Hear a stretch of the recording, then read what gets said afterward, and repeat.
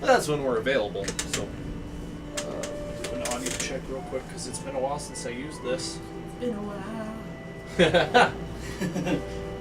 Seems like it's working. There's gonna be a lot of fan noise, but it's unavoidable today. Just turn the music up a touch.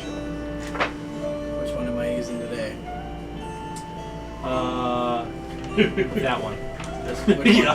Let me That see. one. This one? I don't know what it is, but that's the one. It's the black one. Hey, they're all above 10. They're happy to be out of there. Let's see what my roll is. My first roll is for the day. At 20. Wow. Oh, I saw that. Starting off strong. Black grab out of it.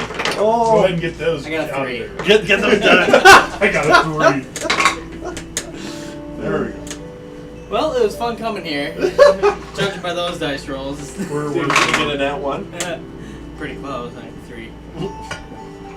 Oh, I had to make a pot of coffee. My brain was like, ooh. Coffee's so good. God, today was We got a new horrible. machine at our place, and it's a Ninja like 3-in-1. So it does cold brew, espresso, drip coffee, all in one. But it has a portafilter and everything. And it's like, yeah, super nice. We don't buy coffee anymore. We don't go out and buy coffee. It's saving us a fortune.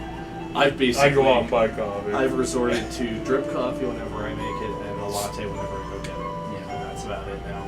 I just. I like going down there because I like listening to the ambiance of the people around me and reading my book. I'm halfway already. through book 2 of Dungeon Crawler Carl. It is freaking amazing. Yeah. This book is hilarious. You'd enjoy this too. It's set in modern day, and yeah, it's freaking great. So it's pretty much it's a dungeon crawler, and it's freaking hilarious. I need it. It is hilarious, and the audiobook has got to be just great. Just reminded me of something. In that little shelf under the candle, I now have rings of like basically every color possible. In with Nice. my. I also kept the caps because I thought, well, maybe I could use those for something. And then all of a sudden I realized I could play checkers. Play checkers with them, but there's a bunch of them in there. And then I made a card. I don't know if you saw that little card that was sticking out. That's the color coding system for it, which I'll have to learn Nice. because I haven't learned it yet. But that'll cover every condition effect possible. Hell yeah. Except for any homebrew ones we come up with, like Stupefy or whatever. Love it. Levitate. Wingardium Leviosa. I did not listen to the last session very much. There wasn't, it was pretty simple. You guys finished up that dungeon. Ooh, there it And is. you found. Excuse me. Actually, I do have a description of it. If you want to borrow book 1, if you want to actually physically read it, let me know because I will. I'll let you borrow it. I will when I get out of my reading salon. I'm still in like the Will of the Many. I just haven't read in a while. Oh, this one's getting me out of my slump because it is freaking hilarious. I can now record from my phone for the session, so no Discord call necessary. The reason we were losing Austin is because of CPU was peaking. I was using 100% of the CPU on that computer. I had no clue. So that's why he was getting spotty. Yep, and I was really thinking it was bandwidth based, and I was saying there's no way it could be me. And that's right, it wasn't bandwidth based, it wasn't me in that way. It was me overusing the computer. That's Wow. Oh, this is not your campaign, that is the other campaign. Let's see here, 26. Aha! It says participants moved through a frightening area, crossing a trestle where they almost encountered a salamander but avoided detection. They heard a rhythmic hammering from the passageway leading to a working smelter with a rectangular pit filled with molten iron. Turn that just a touch. 6 dwarven designed machines were arranged around the pit to siphon off that's what we liquid did metal last winter. and draw out impurities, and a smaller pool in the southeast corner held molten silver. Creatures resembling humanoid amphibians with an elemental fire, identified as salamanders, were tending to the machines but did not notice the participants initially. You had an encounter with them that I definitely shoehorned in there by using the keeper to force Smirnoff. I almost charmed two. I did charm two of them, didn't You did, that's right. Yeah. And it worked for a good while on the leader. Yeah. Oh, we were gonna get something. You discovered an armory filled with dwarven half-plate armor and weapons and crossbow bolts. And inside of a treasury, you found iron and adamantine ingots and a golden gauntlet. It's got the worth label here, which is good because I won't remember that. And then you decided you were going to leave the valuables here for the time being and come back to this place in the future. Yeah. Oh no, we put them in our bag of holding. Nice try. Yes. Remember when we got that? Vaguely. I remember you getting a bag devouring and losing everything. You know, you bring up a good point. I should really drop a bag of holding somewhere. I keep forgetting to. So keep pestering me about it, and it'll happen. One of these days, Maybe. you're there. We're gonna have to pay a lot of money for it. You know what? I have some really cool stuff planned for in this forest that you can run into. That is not necessarily all like natural encounters. I don't want to spoil it, so I won't tell you any details. But the idea is to kind of subvert your expectations a little bit, and I think it should work. The only real other thing that we did last time, which was not last week, was you. Come on, brain. Oh, you experienced a very massive weather. Yep. Oh yeah. The weather event, the tornado, hail event. Yeah, not inspired by recent events here, but actually, when I was at the rodeo the other day, when the tornadoes hit the north of town, which they did. Was that Saturday? Yeah, I was there at the stadium Oh wow. in that torrential downpour, and there was some hail too. That was quite something. Everybody stopped, and we just listened to music as rain was pelting everything, and then we went right back to it. Nice. I was gonna say, my friend had 2 VIP seats, and he's like, "Hey, do you want them?" And I'm like, "No, man, I'm in Spearfish." And I saw that storm was coming again. Crap, I was like, "I'm staying in Spearfish." I was at the wine bar reading a book. It was supposed to skirt north of town and just barely touch us, and then it hovered over Bellefouche for an hour. Yeah, it slammed Bellefouche, and I know my friends on Elkhorn got just slaughtered. And then it rained like a SOB there in friggin' Spearfish. Newell got pretty big hailstorm, I heard.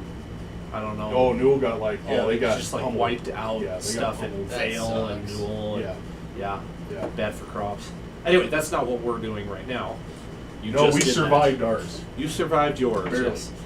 I think more than barely. We're No, fine. I survived. He whipped up one of his little biscuits and we're good. So without any further ado, let's ado this. Adieu. You find yourself in the aftermath of this storm, recovering from the tornado. The storm has moved on quite a while ago. This is, you finally have come to your wits and have emerged from your hiding place after you're sure that it's safe. And if you look back in the distance, you can see the clouds, but they're moving fast the other direction, and you can be sure that you're not going to experience that anymore. You can see that the path of the tornado is massive and has caused your terrain to become extremely difficult, meaning your travel pace is going to be significantly slow on your way to, I'm going to mention some names here which we haven't said a whole lot. The Aschen is the name of the elves, and they live in Mahilimnir.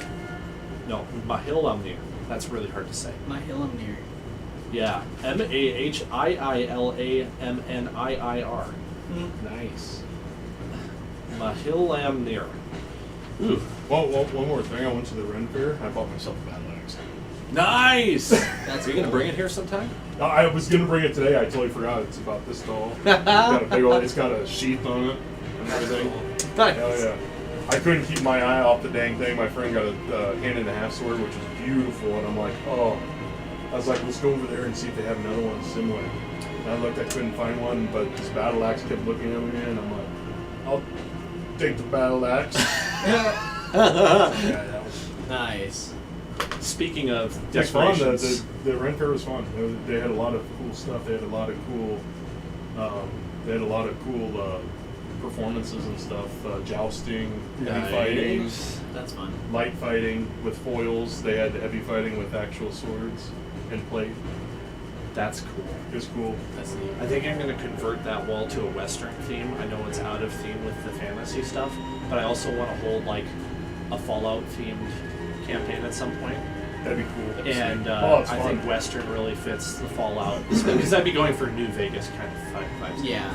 Anyway, so now you're faced with all this devastation. I've lost track of what time of day it is, so let's say it's afternoon. I think that's fair. You still got some travel time, and Bon Tombadil is looking at this area and he's saying, "I know which way to go, but Don't you have Tensor's floating disc bomb? I think it's going to take a while to get there." Tensor's floating disc. Float us across this. Since it's so rough. Well, Sorry, what is it you were talking about? I don't understand. we'll follow you. You're not a Whichever way. mage. Dang it. You're not a mage. You don't have Tensor's floating disc. What do you take me for? I'm just a man, fawn, running around with I just want to That's float fun. across this. You know how hard it running is. around to- with my lute, do through the woods, making merry. I'm just the great value Tom Bombadil from Lord of the Rings. There you go. Well, we will follow you whichever way you think you need to go. Yes. Well, I think we should go this way. And he points off in the same direction you've been going. He's following the sun and its course. See, that's how he knows which direction to go. So we're going west. Yeah, I think since things are Thank God it's not difficult, morning, we'd be going east. we'll be. I think either like athletics or acrobatics or survival. Is it We're trying rocky? to tramp Or is through. There's trees down all over the place. Oh, okay. Yeah. There's trees. There's overturned. I was gonna say, if it's rocky terrain and stuff like that, I might have to little bit like big root balls from trees I that was- fell down. And all I was sorts gonna- of stuff. I forgot what we said Austin's advantages were. Well, he Woo! normally would have advantage on all of this, but he's going to have straight rolls, and you two will have disadvantage What? because it's very, very difficult to. I could ask you to roll 3 times and take the lower, but I'm not going to. 3. Woo! Dirty 20. For both? Yeah. Wow. Double both of 19. Double 19. Oh, wow. Keep this guy in your I was like, pocket. double 19. That's Don't use That's any why I was other like, dice, woohoo! right? I was all happy because this one rolled 19 and you're like at disadvantage. I'm like, Which kind of check did you opt for? athletics. Athletics? Okay. So you're doing the party a favor, especially Taryn was trying to like vault over them, and he once or twice he slips. Did not and, catch. And then you say, "Hang on, I got this," and you just lift up the big trees, and he just walks under them. So Age before beauty. yeah. Well, thank you And, very much. Huh? Bomb Tombadil seems to be pretty Because you are in your 80s. acrobatic. Yeah. And he with his little goat legs is really good at climbing, just like a real goat would be. And he sort of hops up onto the tree and vaults over it, and he makes short work of that. This takes you a good long time. Nymphs and rangers. Smirgoff is not here, so let's see what he gets. He gets an 18 plus whatever. That should be a good pass. So he follows suit. +5. Let's say that he uses his survival and he finds ways through where he doesn't have to climb over stuff. Like water. Ooh, I could have used survival. I never thought of that. That would have been, Nothing would have that would helped. have been a dirty 23. Versus a natural 23. She could get on this. No, that's the 30. Anyway, okay. I'm getting back into the frame of mind. Let's say you're able to travel about a mile before darkness starts to fall, and Bomb suggests the area covered by a large tree that fell down, and there's a huge root ball sticking up, and lots of long roots dangling down. You could easily make camp in there and not be detected at all. If he Unless says we so. make a fire and cook some food. Don't worry about being detected. The storm has driven all the predators away. I doubt we'll see anything. Even if they did, they wouldn't smell anything because of all these scents in the air.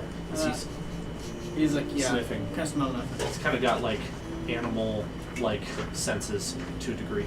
Yeah. He's like he's good at that. And because of this, it doesn't even take you. You don't even need to really do any checks for the night. There's no need for a watch, as it's abundantly clear. Next day, I'll just take another one of those checks that I had you do, whichever of the three you like. Can I do survival? Mm-hmm. Well, like it matters. Yeah, you can change it if you want. Rolled like poopy this time. 7. 11. Survival. Okay. I would say like a 10 is all that's necessary to make a reasonable, like a good pace. You're not going to be running through there by no means. You kind of tweak your back a little bit, and you have a bit of a limp the rest of the day. That's because you were lifting all them trunks yesterday. But I told you overdid it. you make it about 5 miles today, and that's all you're able to cover. 5? Yeah, this is with Mom's excellent guidance through the woods. It's just that How much devastation happened from this storm? A lot. That's crazy. Yeah. We'll say the night passes the same as the previous. You wake up, your back's feeling better. Isn't there a clear area just like 100 feet this way? We could just start walking along the damage. And then you can tell, based on a bit of an elevated portion that you're standing in, and one of you probably smeared off like climbs a tree or something. It's like, oh yeah, the damage is. We should get out of it today. You know, it's not. There's not that much more of it. But the site he describes to you is really something where this damage seems to be like several miles wide as well as like tens of miles long. Like this was a really massive storm that came through, and it really cleared a lot of trees down. The interesting thing is that the large trees are still there. Like most of the forest has been laid low, but the tall ones are there. A lot of debris. But after the second day of travel, where things get a little bit easier, you manage to make it out of the damaged area before the day is over. And pretty soon afterwards, you pass out of like this particular biome of forest into a new and different one. It's a very gradual change for a little bit, and then all of a sudden, boom, the large trees that you're used to, like the oaks and the sycamores and all of the firs, all these really nice, we'll say like temperate type of trees. You change into a type of tree you've never seen before. It's very slender. They look young. You're not entirely sure that they are. They have white bark. They're kind of like Dirty an aspen Dirty in appearance. Birch. Aspen's dirty cousin.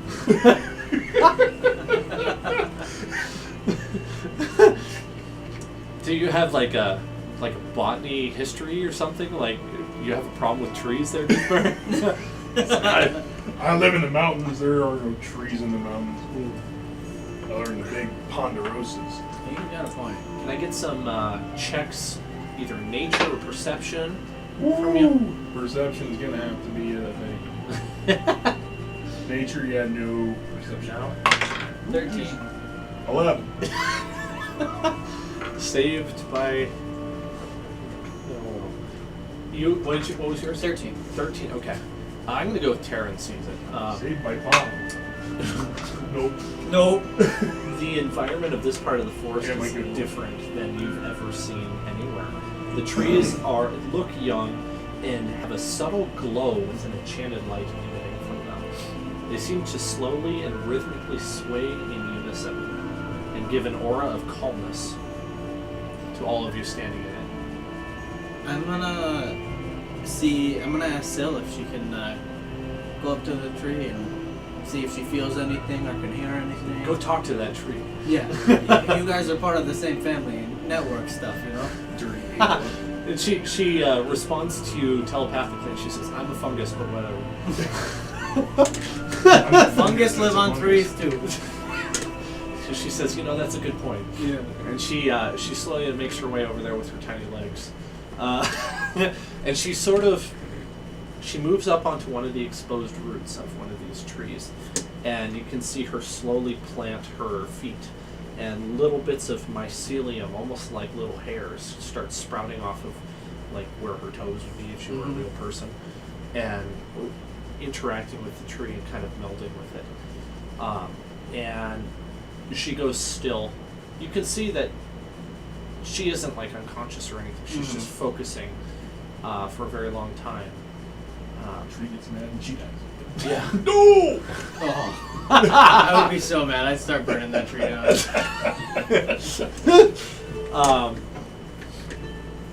Let me think. I want to make this interesting. I have an idea. I haven't fully processed it yet. Okay. As she is sitting there and time is passing, I'm gonna go touch the tree too with her right next to her. Interesting. Okay. As you're moving up there to touch the tree, you see a figure of swirling leaves sort of emerge from behind the tree. It's the figure of a person. And it's kind of floats there calmly and in a relaxed position. And you speak Sylvan, right? I don't think I do. Elven, Sylvan's pretty close. Usually elves know Sylvan, I think. Or Eladrin, I think, knows Sylvan. We can go with it. I think, if not, I would like to give you Sylvan, because I'd rather not have to deal with you not having it. Sounds good It's to too me. inconvenient for me. We'll go with it. We'll say that it's like Chris is saying. Let's say it's a similar dialect to Elven, and you picked up a thing or two in conversing with, I don't know, maybe with Syl. She seems to be able to comprehend a lot of languages, so we'll go with that. Cool. If you have an inspiration point, why don't you spend it? We'll make that the task. Oh, okay. All right. Don't let me forget to give you guys inspiration. I think I've been forgetting lately, and I don't want to forget routinely, because that's a bad habit, and I won't ever remember to do it to you if I keep forgetting. Just do it for deeds of extreme heroism. That's kind of what it's intended for. Like, you're like, whoa, that was really cool. You get a point of inspiration. Yeah. In this case, you hear a fair, kind of feminine voice speaking to you, and she says, "Do not touch the tree." Okay, I won't touch it. Who are you? Touch it with my axe. And she gestures to the tree. Oh, my bad, man. I'm sorry. I'll back up a little bit. All is forgiven. Can you talk to my little friend there? Or I know you're talking to me right now, but We are. She is currently telling me all about you. oh, cool. Good things, I hope. She assures me that you are a kind fellow with good intentions. Did you hear that, Doothmere? I'm the best in the group, she says. Best Ed. She speaks well of the dwarf. She says, "The dwarf is strong and has a stout heart." They're an acquired taste, yes. It's acquired. The other elf, Most definitely. she knows little about, but she trusts. Very nice. Very nice. Yes. What brings you to this part of the forest? Well, we are going to look for the elves in Mahilum here? Mahilum, yes, thank you. Yes, there. And we are following our guide here, Tom Bombadil. You seek the Aschen? We do seek the Aschen. I knew as much already. They know you are here. Very nice, very nice. I would like to ask you then, because you seem very knowledgeable. What is exactly this darkness going on here? You know, we are trying to fight it and purge it from these lands, but we don't know what we're getting up against. You see the aura of light in the nearby trees, let's say like a 10-15 feet diameter, kind of get darker as almost like a fear response for mentioning that. And her voice quakes as she explains that she doesn't know what it is, but it terrifies them. And they want it gone as soon as possible because they have lost brothers and sisters to this darkness. If they know we're here, then why haven't they shown themselves? The Aschen? Yeah. Let's say that you're probably speaking through him, right? Because I should just go over there and just like You don't lean know myself Sylvan, against the tree and be like, so, what's going on here? Are the elves scared of us? No, I elves guess are if not they're afraid. speaking in Sylvan, I don't know Yeah. what's going on. Oh, okay. Shoot. I think Terran also, Smirgoff might also know Sylvan. Sylvan Probably. is listed as like an exotic language, I guess. So I'm gonna, it's probably like a subculture, almost like I've sort of bent the rule. Spanish and Mexican Spanish. I'm Mexican in real life, so that counts. We'll say Smirgoff knows a little. He can translate a little bit. So Spanish and follow Italian, along. Yeah. same difference. Yeah, it's cursive Very Spanish. close. I'm definitely gonna say I'm fully capable because I've always wanted to speak Spanish, so I speak Spanish. Sylvan. So you misunderstand. The elves are not afraid of you. The elves are otherwise engaged. They have not been able to spare their own to come here to greet you. Are you only at these three, or are you all trees? I belong here, but I speak with my brothers and sisters. The dryad spirit allows us to converse with the elves over long distances. I am capable of delivering messages. So actually, Do you have like if you pictures? wanted to talk to the Aschen, you could kind of do like a telegram kind of thing right now. It would be very limited, but you could. That's what she's saying. It'd be similar to the spell that I can cast. The only difference is I've never met any of them, so therefore I can't send it to them. Yeah. That's right. But I could send something to Leos. Yeah, you can speak to Leos and you can speak to As long as I have it. it's all for Rothgar. Kinnear. There we go. Kinnear. Yeah. That's gonna be hard remembering names. It's always already difficult for me. She encourages you to be at peace and calm here in this portion of the forest. There is no violence here, and do not bring any yourself. The predatory animals stay far from here. That it is part of their instinct. They won't sully this part of the forest. Now, Bom Tombadil pipes up at some point and mentions to you, because he knows what's going on, that you'll pass out of this part of the forest for a little while, and then on your journey to Mahilimnir, is that right? Yes. You will pass through this kind of peaceful glade again, a different little offshoot of it. And so, in between, you'll have to be careful there because it's a different land. The borders are not straight, rectangular, they're Like kind of camo? curved. Yeah, it's kind of like that, yep. And so, you may have an opportunity to speak with them once again once you pass through there, unless you take a different road or a different path. But basically, this is a sacred place of peace. The dryads are ancient and kind, and they are one of nature in basically any way imaginable, and hence they are very much like the best of allies with the elves. They're also on good terms with the Kenku, which you're hoping to run into sooner than later. Well, I would love to be in alliance with you guys, because all we want to do is purge the evil. We want to bring peace for sure. And if you're in good alliance, I want to give her one of my leaves, but I can't touch her. So what about her? Oh, interesting. You could set it down on like a stone or something. She can pick it up. Okay, that's not out of the question.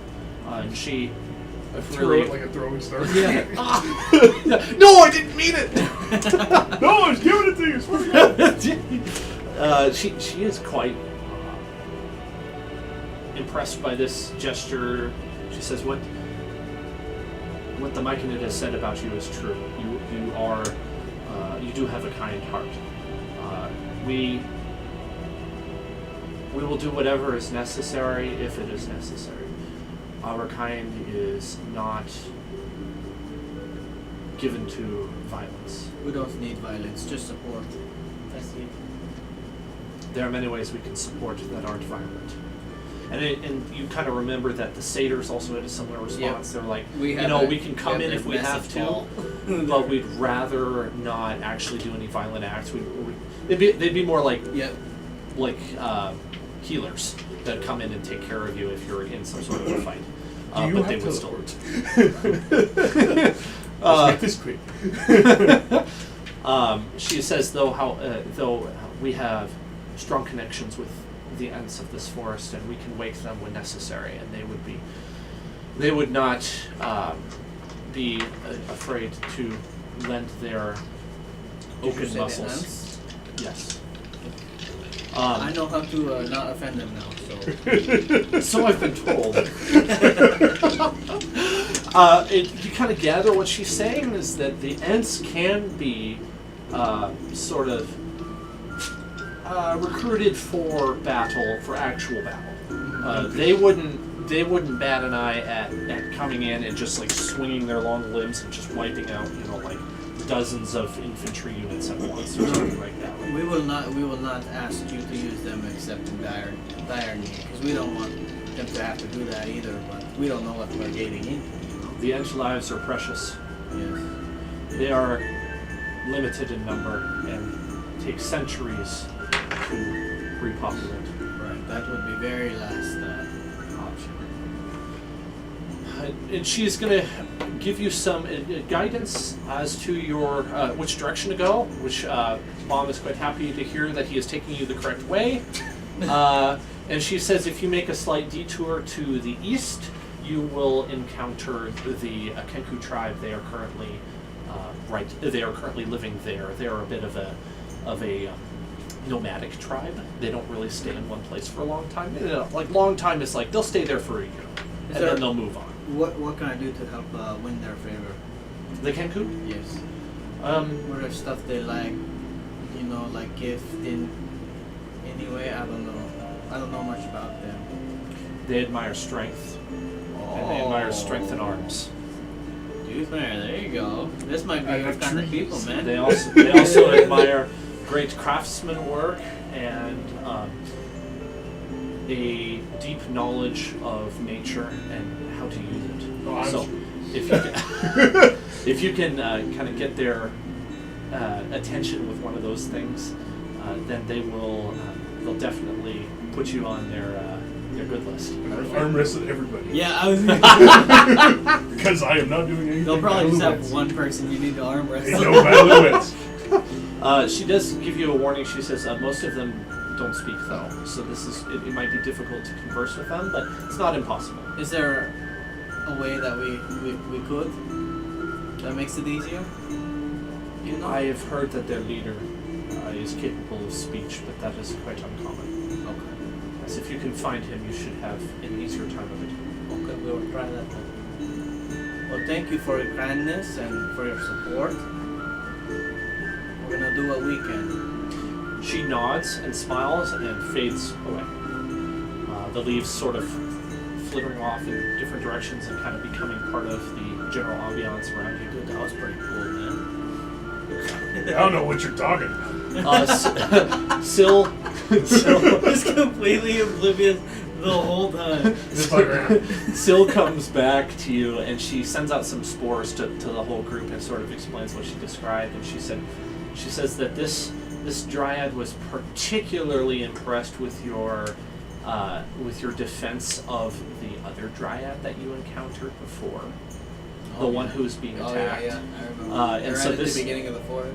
This dryad was particularly impressed by that, and is likely going to spread the good word that there are friends in the forest.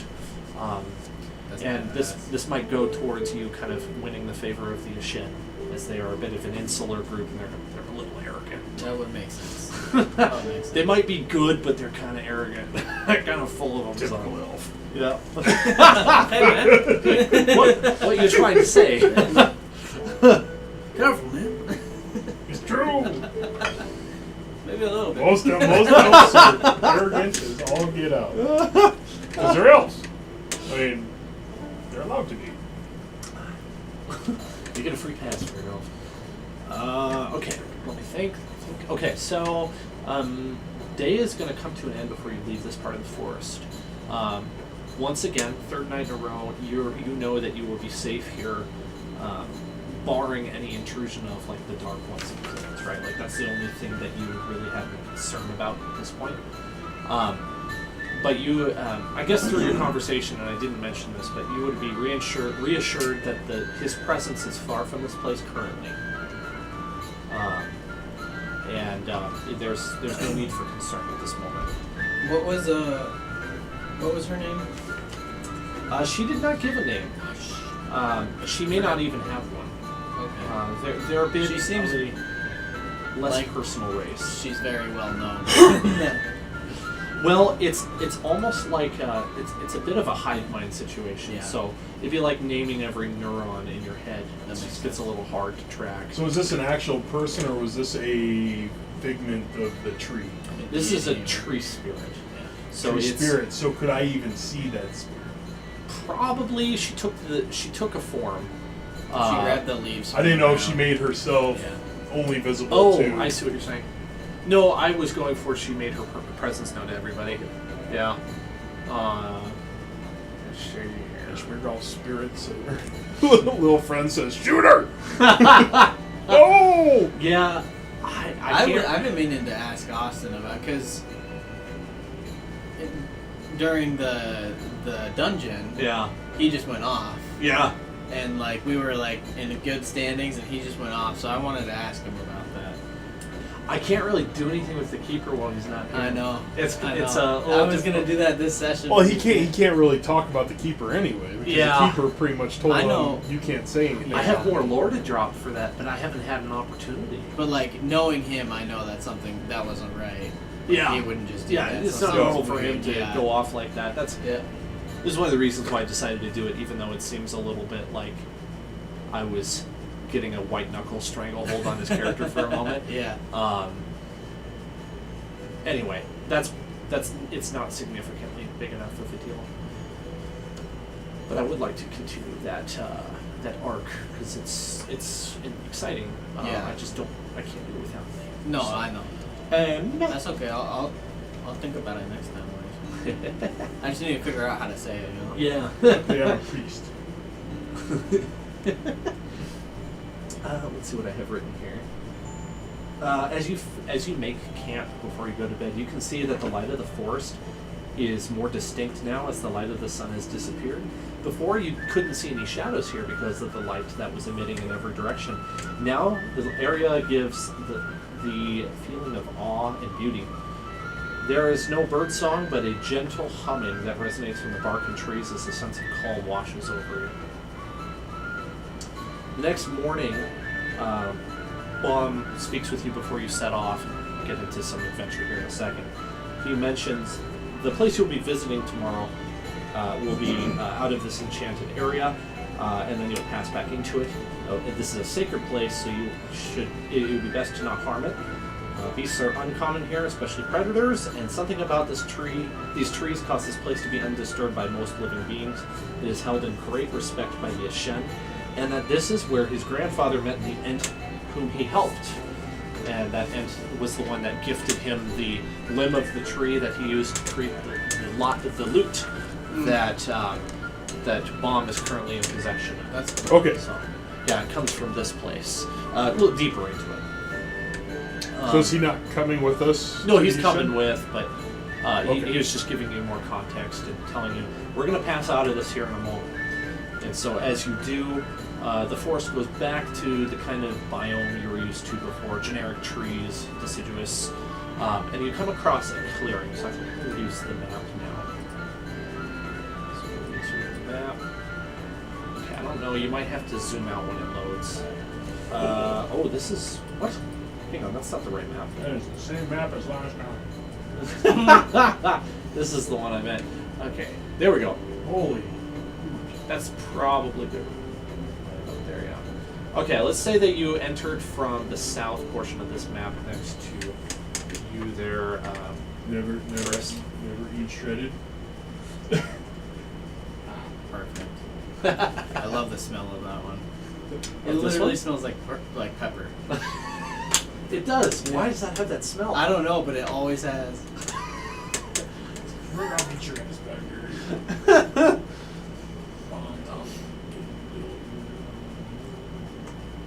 You good over there? I hear you grumbling. Gotta get that bomb Tom up there and get smeared off way in the back. Uh-huh. Looks like we got You're clear off always ahead, huh? causing trouble. Okay. Let's have some perception checks, please. Oh, yeah. Come on, give me a good roll. Look behind the rock. Yeah. Yeah, we both got going. It's 23. All right. That's dirty 20. nice. Very good. Okay, let me grab my tokens here. Rogoff got a 4. I was gonna say he got a 13 plus Hey, some. Bomb got As I 15. place these, I'm just going to describe to you a little bit of your, maybe, the context about these creatures. These are giant weasels that you see. And you know they're relatively easy prey, and that they are troublesome and probably not friendly. Giant weasels. You have the option to try to clear them out if you want. Free XP. Do they see us? Well, I'll take They 3 do not XP. currently. Though that could change any moment unless you roll stealth, then it might not change. Do you want to do so? Dirty weasels. Well, they do roll around in the dirt. They are. Dirty vermin. What was your question? Sorry. They don't see you, and if you do stealth, it's likely to stay that way. Yep. That's You a want yes. No, to I'll look at do stealth? that. Yeah. I'll attempt to stealth. You want to keep quiet? Okay. So, yeah. At disadvantage. 9. Wow, another 18. I'm rolling high tonight. Wow. Goodness gracious. What is this again? Stuff. This is a stealth check. I'm going to Plus 5. pull out my copy of Smirgoff that's slightly out of date. 19. Nice. Oh, and I forgot I got to roll for Bog as well. Anyone play Super Mario 64? Oh, friggin', I haven't played that Oh, yeah. forever. Yeah. Mario World. Wow, 2 18s plus 10 for Smirnoff, 28, plus Right? 7 for Bomb, 25. So We are silent. you two got high rolls, right? Oh, God. 19. 19? I roll at disadvantage. What'd you Oh. get? 9. Which actually isn't Makes horrible. sense. You're further back in the party. It may not be all that big of a deal. We'll see. I can't see Schmiergoff. So do we get scoot up a little bit? Yeah. Okay, you do run into a bush, or not bush, but a low-hanging branch, and it must be pretty low if the dwarf runs into it. And it kind of shakes, and two things happen. It shakes, and you hit a rock with your foot, and you trip. And right as you fall, Oh, that's gonna be. the weasels look over, and they don't see you because you've just become shorter as you fall to the ground. But they have an idea that maybe something might be over there. The You rest of hear you my guys are armor. unspotted and unnoticed. You hear me? That sound like a freaking chainmail. I'm in chain, right? Yeah, I'm in chain. Yeah, but you didn't fall very far. It's Yeah, just I'm sort in of chain. What if I hit a rock? There's just a small stone that I tripped want your foot. to get close enough until I think I already can almost make it. I want to face step right here. Okay, you're gonna just basically come out guns blazing? Yeah.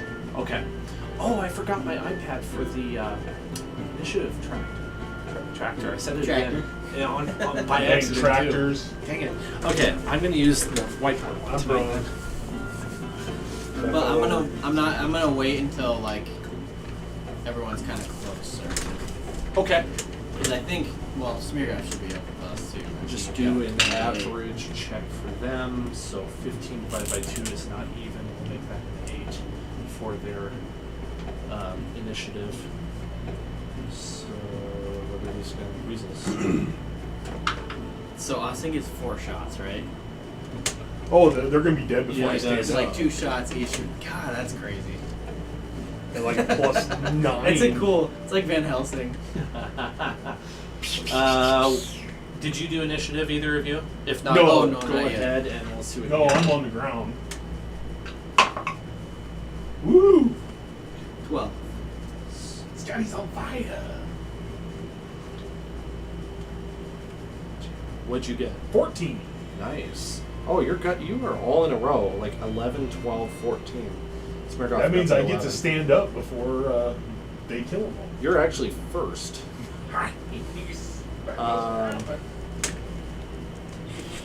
Oh, Bomb. I forgot about Bomb. Ooh, he's really low. He got a 9. Oh, he's above the weasels. Just because of his modifier. That's great. Okay. Missing anybody? Yeah. Nar. Nar. Kind of forgot I got that from you. Yep. Absolutely. Okay. Well, first up is Doothmare. And I will give you a free rising to your feet without using any of your movement speed. Since I imposed that on you without asking you. I fell down real quick. I hit the bush, I kicked the bush. I kick the bush. I go 1, 2. Oh, I guess we should probably move to some music that's more fitting. 3. I have finally set up the music to be controllable from this computer, which is really helpful. Okay, what was it I was going to do? Oh, battle music. I don't know that I'll need it.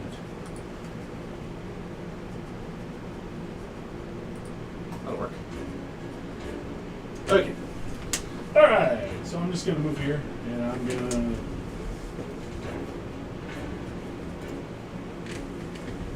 I'm going to just go...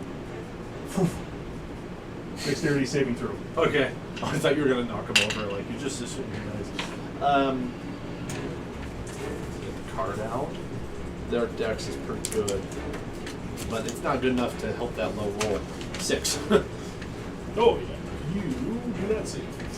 By the way, what an awesome token picture. I mean, come on. I want that as my pet. They're cute. So I'm hungry though. So I say Ignis Sanctus. They're weasels. It's so cute, I want to eat it. If we're gonna kill them, might as well eat them. Ignis Sanctus. Oh, that's fucking good. No name Padre is spiritual something. 5 radiant damage. Okay. Doesn't do any extra damage. Kurt! Is he going to join our game? Who's that? No, I don't know why he's calling me though. Hey Kurt, what's up? We're going to need one of the little red circles. You got it. Hey, not this week, but I definitely will next. Right here, right? Yes. Thank you. You're with them. Yeah, I didn't cook much this weekend, this long weekend. How was your 4th? I want to try to combo attack. See what it can You are up Yeah, next. as good as it could be, I guess. No, I didn't eat hardly anything. do. This is what I'm gonna do then. I don't still know. get my- Vanessa may I still get my need actions if some. I I know add, that she's if I, going camping face up, right? on Wednesday, Yeah, and she's 'cause off face up's a Wednesday bonus through action. the rest of the week. 5, 10. Did she give you her 20. number? And then I'm going to. Okay, yeah, she may Face actually want to grab here. some because she may need them for when she goes With camping. the summer, so after face step, each creature of your choice with Yeah, 5 feet takes fire damage equal to proficiency. Oh, wow. I forgot So about they that. all get 3 fire Yeah, damage. Those 3 do? Okay. Yeah. I don't know if I did next the week fire next week I'll be ready. ring. I don't think so. We have that big red ring. Excellent, awesome, man. Well, yeah, I can holler at you I could almost on sit on them. Monday next week, or whatnot. We can meet up. Okay. Yeah, That'll work. That'll work. Yep. Sweet. Awesome. Thanks, Kurt. So, and then I'm gonna take All right. Catch you later. Bye. a swing It's my egg guy. with It's like booming eating eggs. blade. Yeah, I get. Oh, where's my? I get farm fresh eggs Nice. from Belfouche, friggin' for $4 a dozen, That's fantastic. and his eggs are delicious.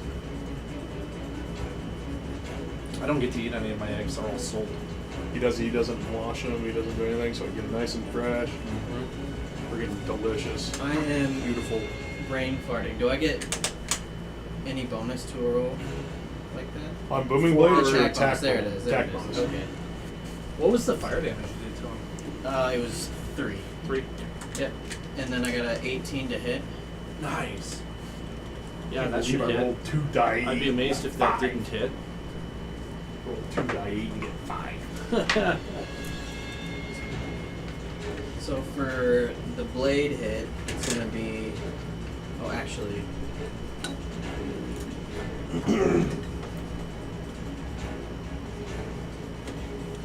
Okay, so Well, it's the gonna be rest of my one. turn, I totally forgot I had a little bit of movement. Oh, go ahead. I just move in front of Bomb and tell him stay back. All right. So I'm gonna hit him with 9 points of thunder damage. Damn! He did. Oh. Booming blade didn't. You work. hear a pitiful, very cute squeak as it dies. You're like, oh man, that I feel terrible for killing this animal. Not really. I feel empowered by the roar of thunder. And then I'm going to take my second swing Okay. on him. On numero uno. That's another 19. Okay.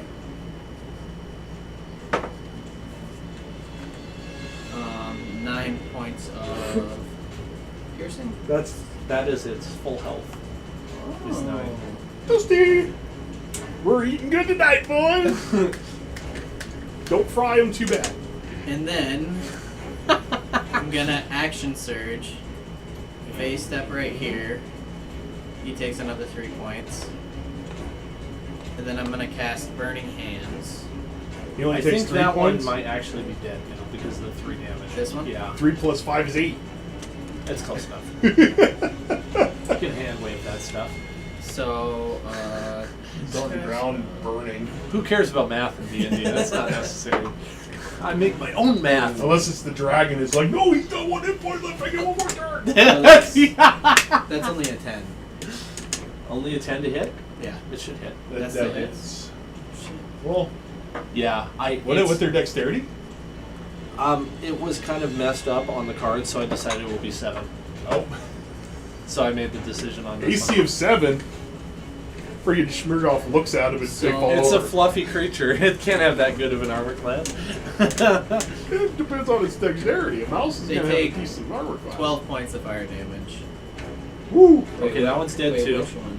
15 feet. Yep. So not, it doesn't reach that far. Damn. He's Okay. gonna cook. And that's my turn.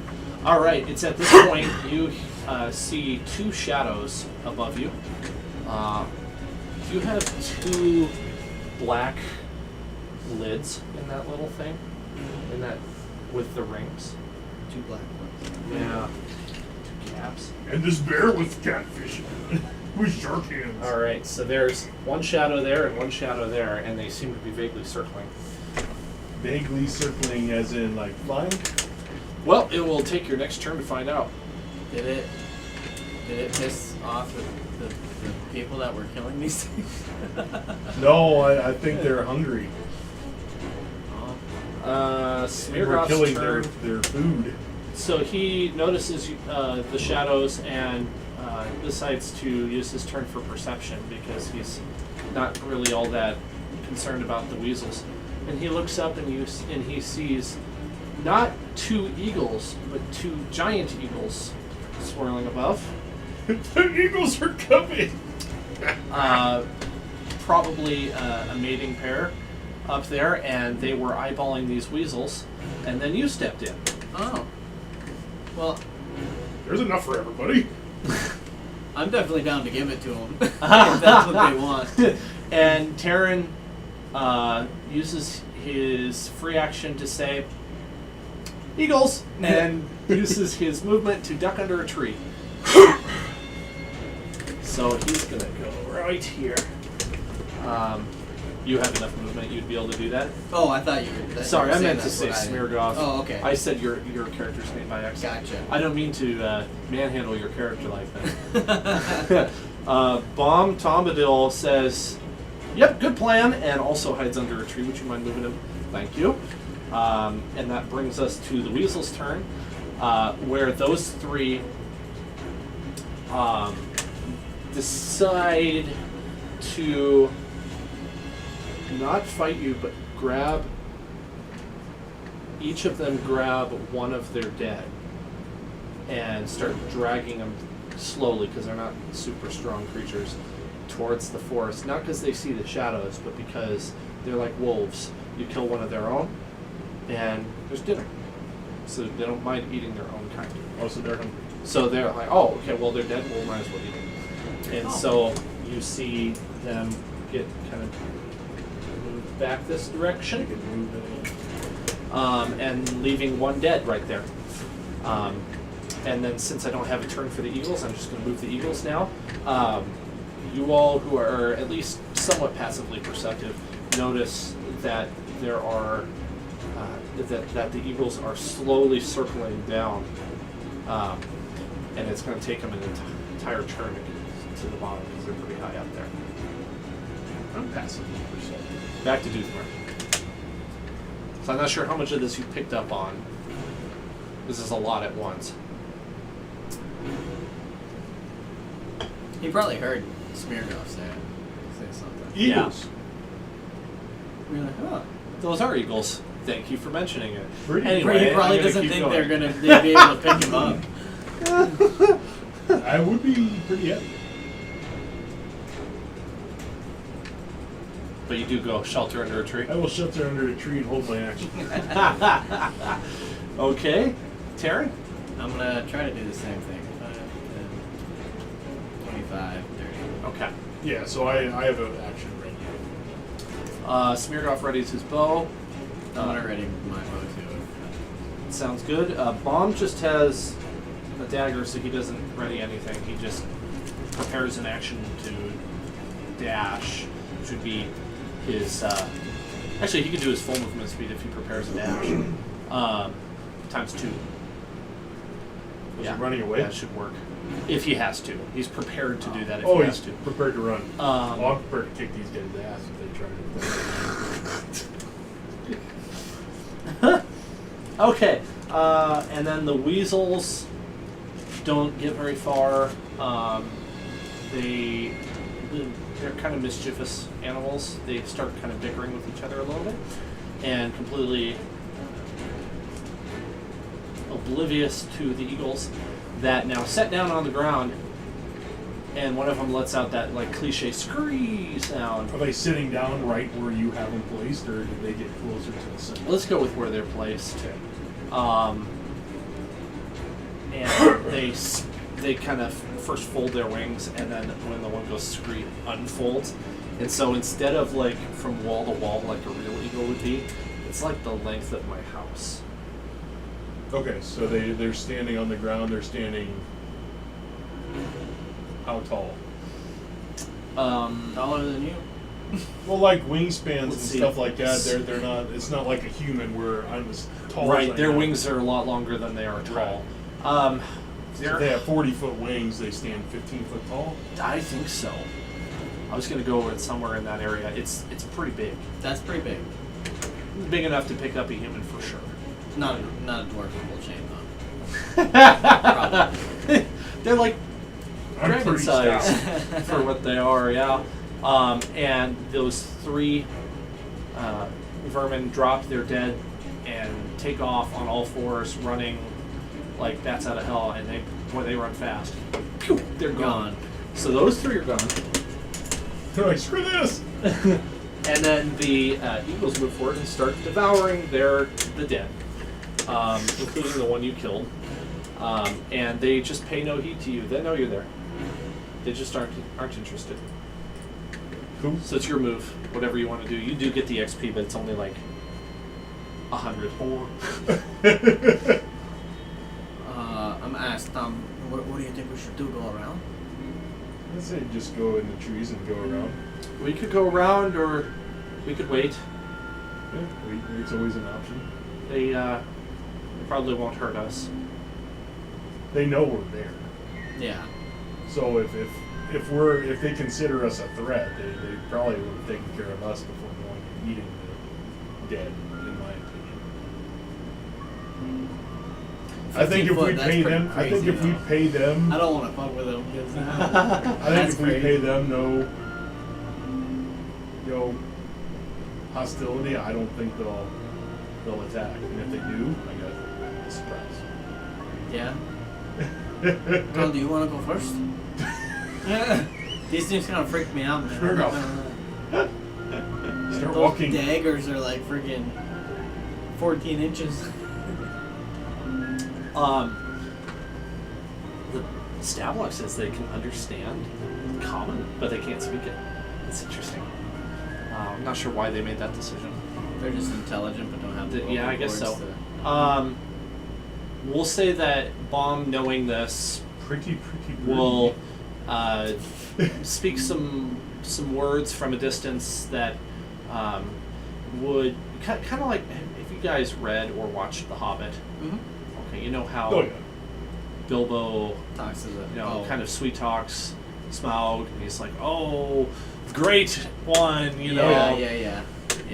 Bomb does a little bit of that, not too much. Like a hippogriff in Harry Potter too. You kind of just like He's Yeah, like recognizing value. he's showing reverence to them. He's like, we respect you for who you are, yeah. and we apologize for trespassing on your hunting grounds. Don't piss off the dwarf. He's got a temper. The eagles have basically finished the meal because they're so big, and they've devoured these 4, and you hear it kind of make some sort. It makes some sort of sound. I don't really know what an eagle sounds like if it's not screeching. It clicks like its beak. Yeah, it responds like that, Yeah. acknowledging this, and then the 2 of them take off and leave.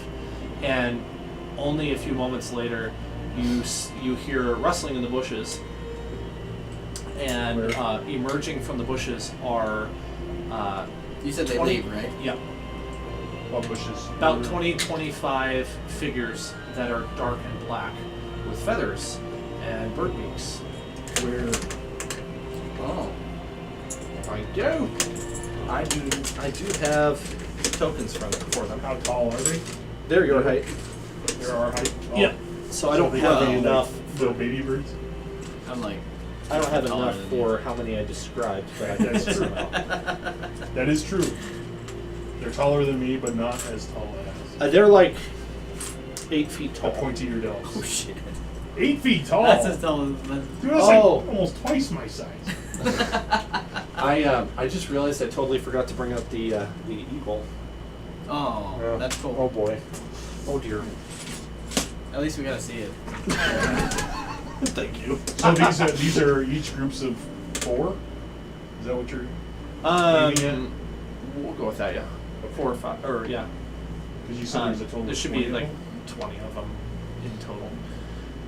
And the number is not so important as much as they're coming out from different areas and they are not aggressive. Did they see my display of the weasels? Yeah. You see the one with the R on it here? Yeah. That one is their leader, and he moves up to you. Oh, I obviously don't have any weapons. And out. he's carrying a spear in his hand. And you notice something very interesting about these creatures. For being raven people, they don't have any wings, which is very strange. Are they pretty buff though? Yeah. I guess if birds could have biceps, they'd Right. have pretty big biceps. Well, they're probably like full boned type creatures. I'm sure their bones aren't hollow because they don't fly. You fight well. Thank you. Thank or you. weasels. You take down worm food much quicker. Yes. Oh, these must be the. You are the Kenku. Arr. That is right. My name is Raka.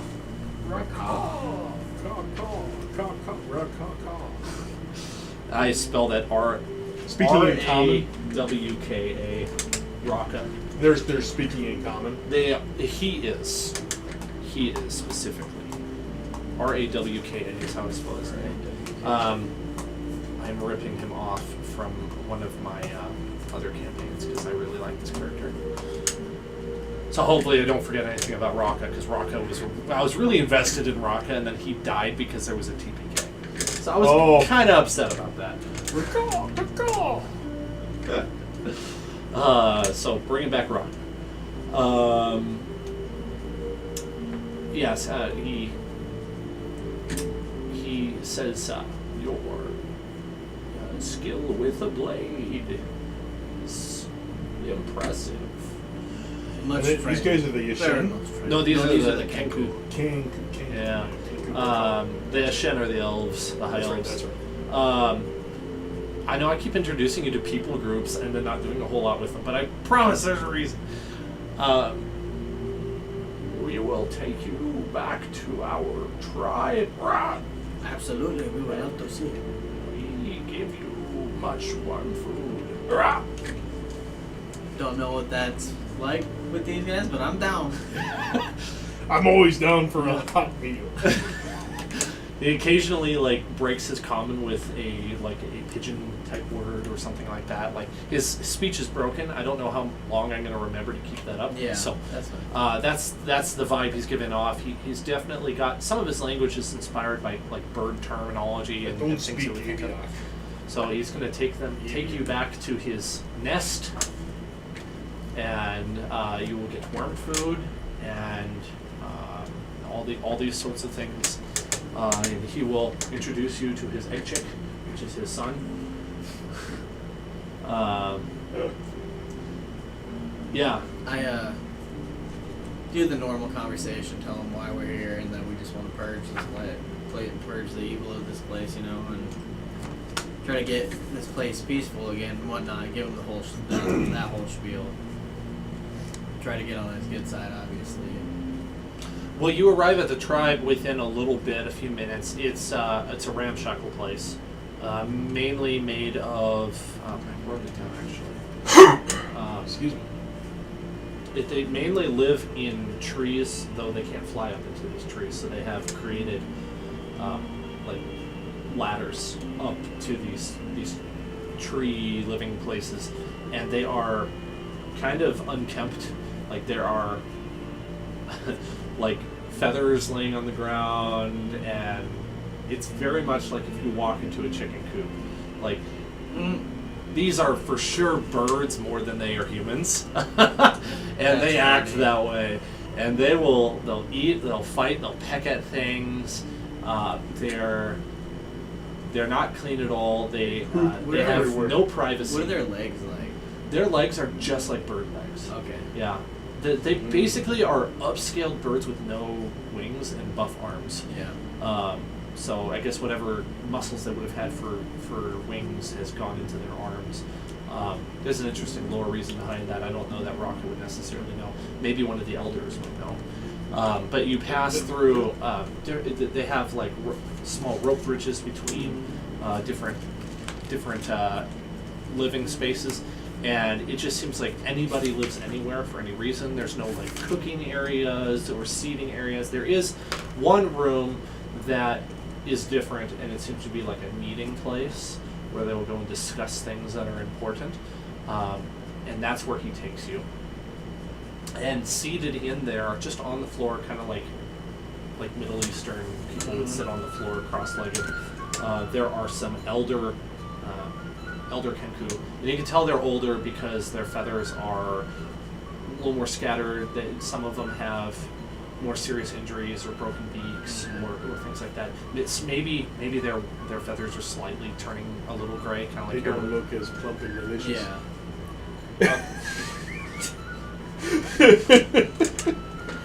Raka asks if you want any worm food, if you are hungry. You know what? I am always down to try exotic food. So He doesn't understand that word, but he Will it be an insult to little refuse? bit. Will it be an insult to say no? I guess. probably not, but you don't know if you should risk it. Oh yeah. Okay. I'm not scared. I've ate a lot worse than that. Bomb's just going along with it. Smirgov's just going along with it.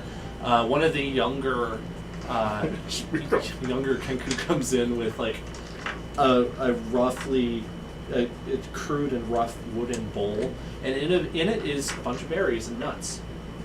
So it's not actual worms. It's nothing disgusting. And they kind of recognize that you're not them, so you're not carrion. So they give you the good stuff. Oh, very nice. And he encourages you to sit down and relax and tell him who you are.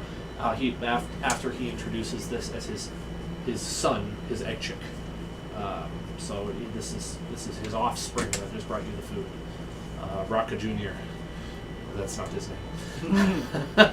Thank you, Raka. Raka, son of Raka, son of Raka, Yeah, son of there Raka.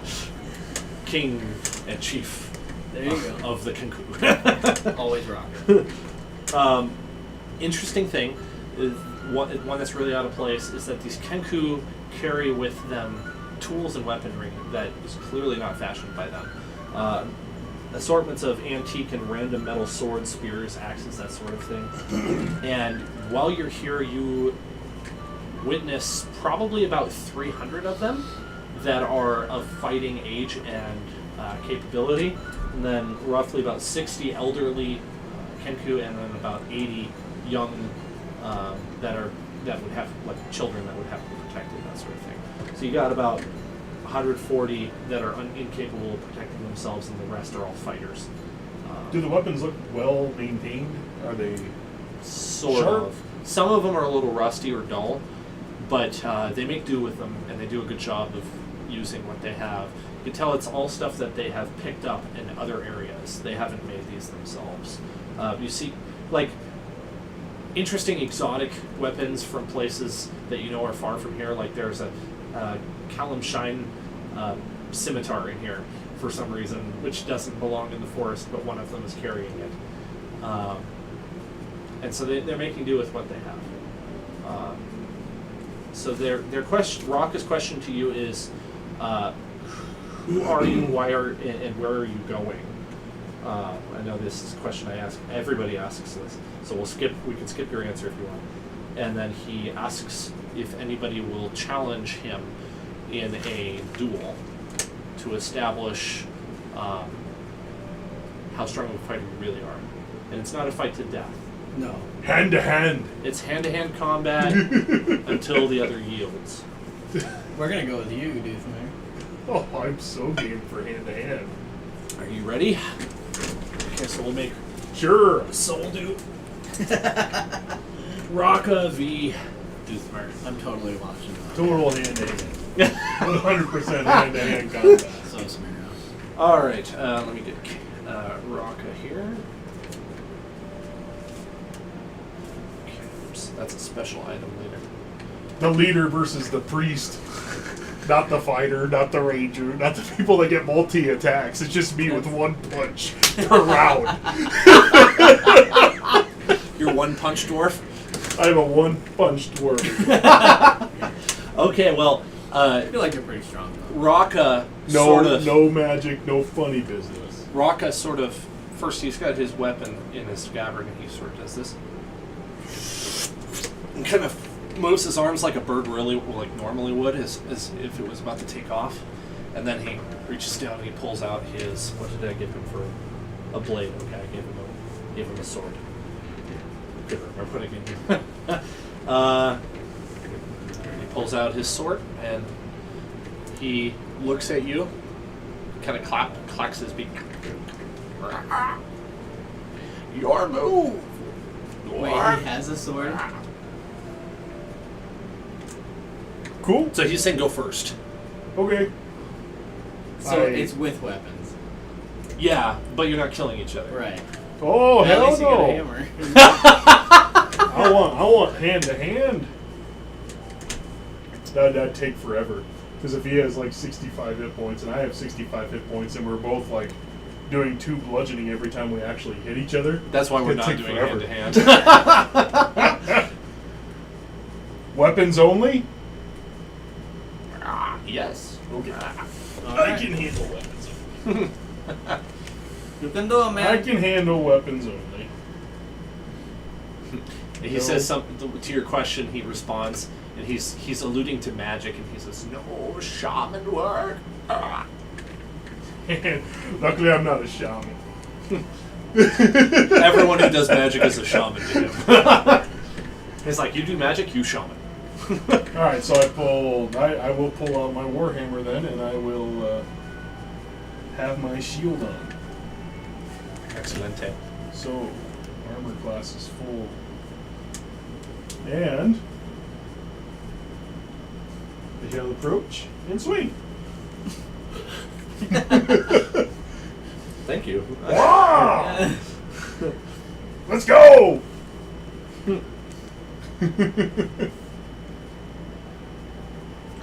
Okay. AC is 13. AC is not getting hit. 10. Okay. All right. He takes his blade up. He causes yours. You're using a mace, right? Warhammer. Warhammer. That's what. Yeah, that's right. He deflects your warhammer skillfully. He comes back at you with his blade now, with a 23. That hits. Ooh, man. Okay. So an interesting thing is he hits you. Oh man, minimum damage. Shoot. Nice. Well, so there is something of note that you notice, and it's a little. We'll just have to hand wave it for just not killing you. But you feel necrotic damage hit you, as well as normal damage, and you take 4. Okay. So this is a unique blade that the chief is carrying.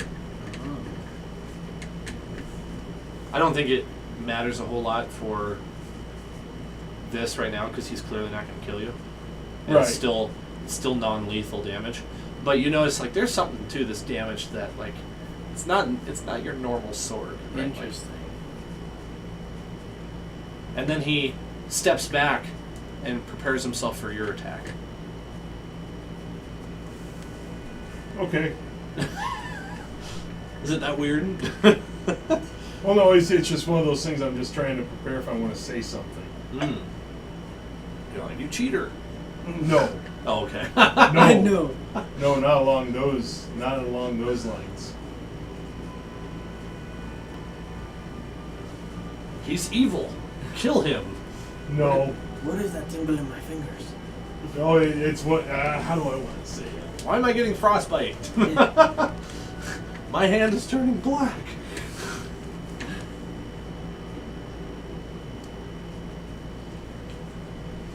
I'm just going to attack. Okay.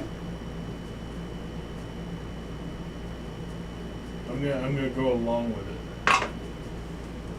Hey, 16. That will hit. There you go. Yeah. And 4. Okay. How do you hit him? Yeah, good question. I come down on him, hit him, like, I try to hit him on his blade arm, blade hand, blade shoulder. So I'm going in this area here. There you go. Oh. He reels back a bit, but then comes back at you on his turn. Ooh, misses. I block with my shield. Ching! You go, ha ha! You disarm him, and he drops the sword. Very nice. And he drops to one knee, and he bows. Rah, you have beaten me by strength of arm. Rah, wings. That's pretty good. Like you messed up. They can't say arms, they have to say wings. Okay, I reach down, I pick up his blade, and I hand it to him. He What graciously happens when receives I it. touch his blade? It doesn't hurt you at all, unless you touch the actual sharp like flat of the blade instead of handle. Oh, that's what I plan on doing. I plan on Oh. grabbing the hilt and then You feel giving it to him. You feel a little bit of like life leaving your fingers as you're holding the blade. Okay. I give it back to him and I say, "I like your blade." He Oh, he nods in approval. And I'm gonna step up approval. too so I can hear this. And he speaks in his own tongue for a moment. You hear him kind of calling to another one, and an actual shaman comes forth and lays his hand on you and heals your damage back, and then does the same to Raka. Where'd you come across such a blade? I found it in the ruins south of here. And Bomb picks up on it. Oh yeah, the ruins we went through. Yeah, the ruins where the giants destroyed the old human civilization. That must be what he's referring to. There are no other ruins other than north of here. Man, he just searched better than we did. I guess. Either that or there's something that he's not telling us. Whereabouts in those ruins? We went through those ruins and didn't see a thing. Oh, he picked them over. That makes sense. He probably got him a while ago. Yeah. Yeah, it's been in his possession for a very long Yeah, time. that totally makes sense. They're It is nomadic. very- They yeah. move around a lot. Yeah. Being a sword fighter myself, I do like that blade. I give it to my son when he becomes chief. Rah. Very good.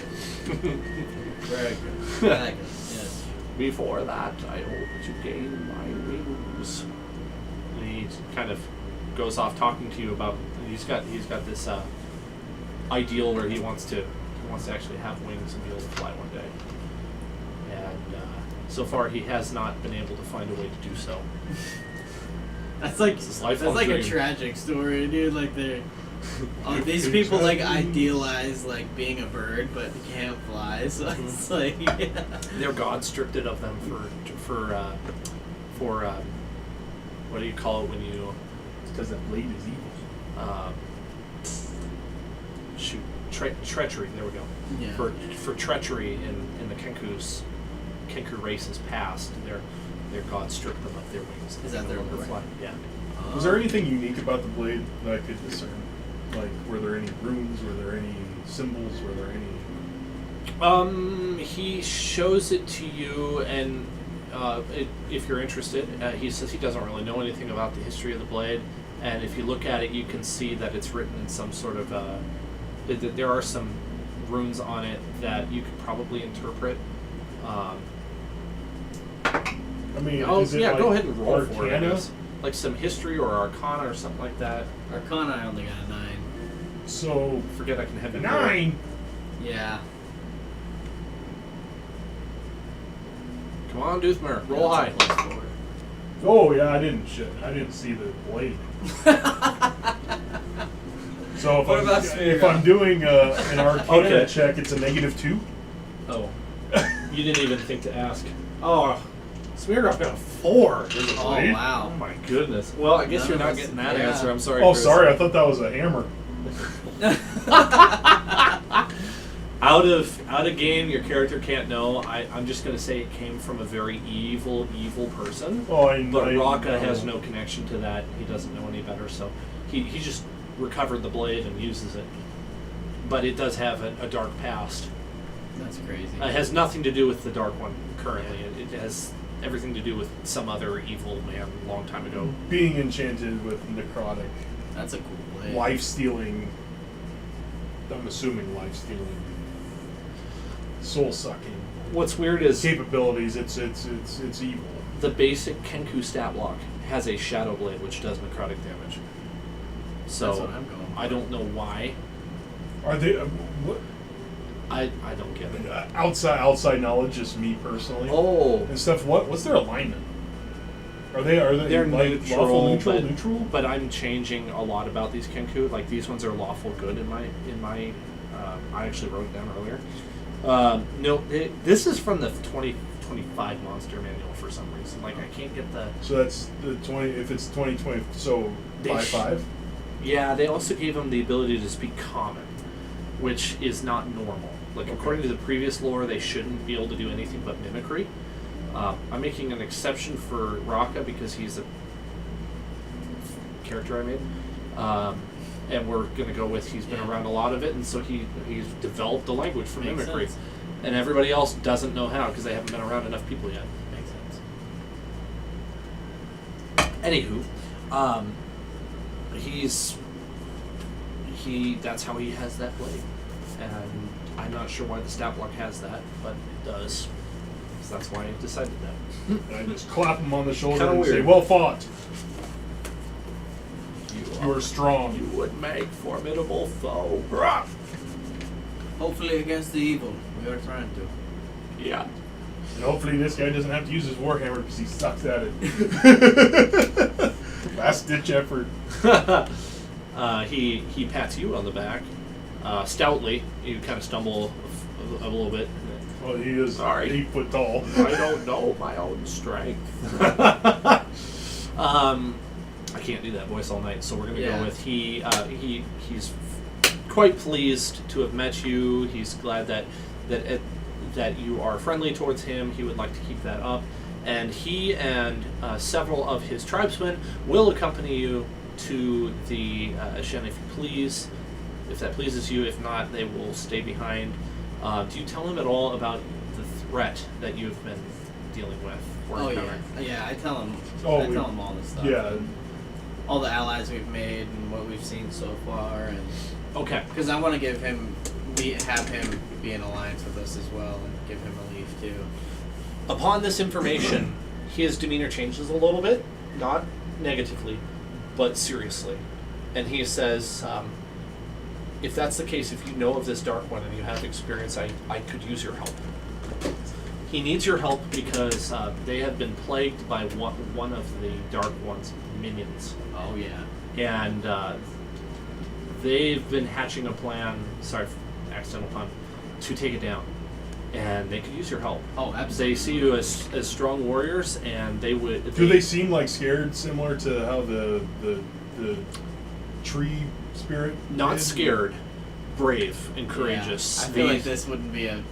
These are born people, fighters. They're like, we need to go slay this thing, but we know it's really powerful, Like so we have to be Viking type. careful to not run in like idiots. Yeah. Okay. I was just thinking if they're a little like standoffish and a little scared. no. Maybe we could call ourselves, our new group could be the Knights that say darkness. Darkness. If you do not appease us, we will say darkness. Darkness, second night, time. and shadow. Sorry, I saw Monty Python yesterday. I watched it the other week.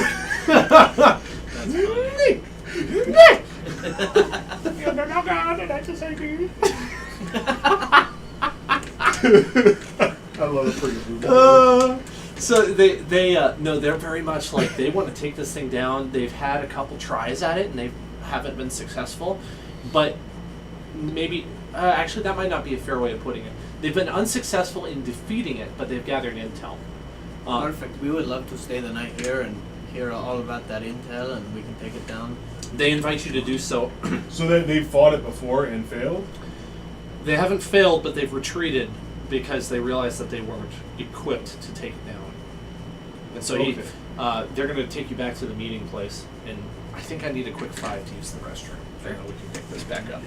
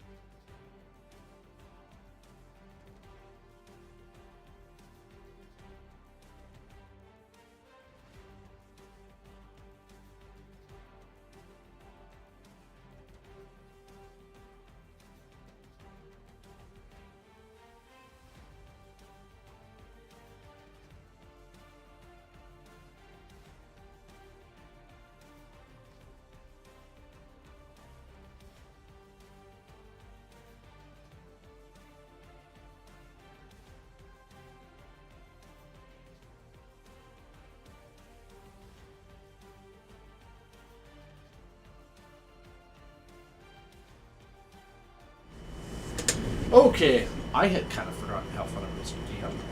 I've taken such a break from it. Because you took a break from your other one as well. I, right? I completely stopped DMing for just a little bit over a month. It's nice to get that like brain reset, right? It Because is. you know when you're going, especially with 2 campaigns, I mean, it sort of burns you out a little bit. I was kind of feeling that way, and the break has really helped. Yeah. So I've enjoyed I figured it. that's why I figured I'd mention that, just because it's like 4th of July is coming. You have Yeah. guards, friggin', everyone is just busy right now. Yeah, it was a good time to take a break. It's not the first time I've done it either. I just didn't think about it until you mentioned it. So I liked that. It was a good suggestion. Yeah. So getting down to brass tacks here, Raka is going to lay out for you what they've learned of this creature. And I need a little bit more moody music here. I need something- Raka, his son Pepa, and his cousin Scissors. That's awesome. I love that. Okay, let's see if this is kind of what I'm going for. Oh. Is it going to work? Nope. That is not the ambience I'm looking for. There we go. That'll work. Okay, so he describes to you the very first time they encountered this creature. They were in their... this was at a different location. They have recently moved. And they were getting ready to put down the little ones for the night, and they were having a talk in their meeting room, and they started hearing a commotion outside. One of the guard Kenku came in and explained that he could see a disturbance in the trees, and it was darker in that area than it should be for that time of day. So he knew something was awry, and so several brave Kenku warriors, led by Raka, went out into the woods to go investigate this. And as they got closer, they could smell this awful smell, this disgusting, rotting smell. And it wasn't long before they got to a point where things were shrouded so much in that darkness that they couldn't see anymore. And so they decided that they were going to get low and be very quiet and try to listen for what might be out there. And the noises started again. Thud, thud, thud, thud, thud, thud. Always in groups of 3 sounds. Did it get darker? Like a lot? It got darker as the thing got close to the point where they couldn't see each other anymore. So it's the same thing that we... Yeah. But these Kenku braves were not willing to be cowards and run from the threat. They stayed put, and they tried to perceive what was there.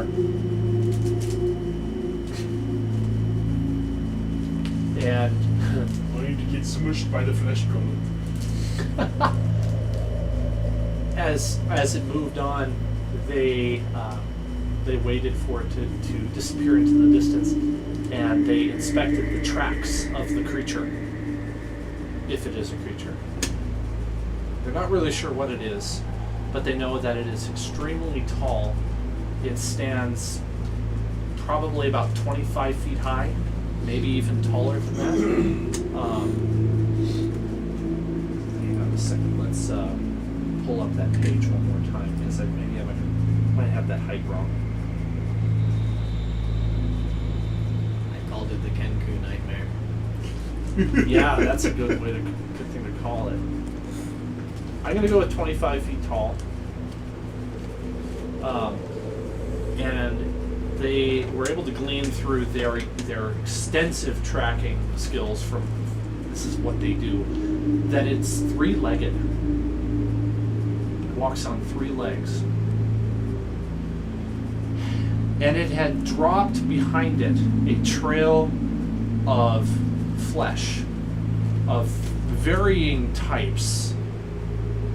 And they could only assume that it devoured this flesh and that it is attracted to it. And that's where the smell comes from.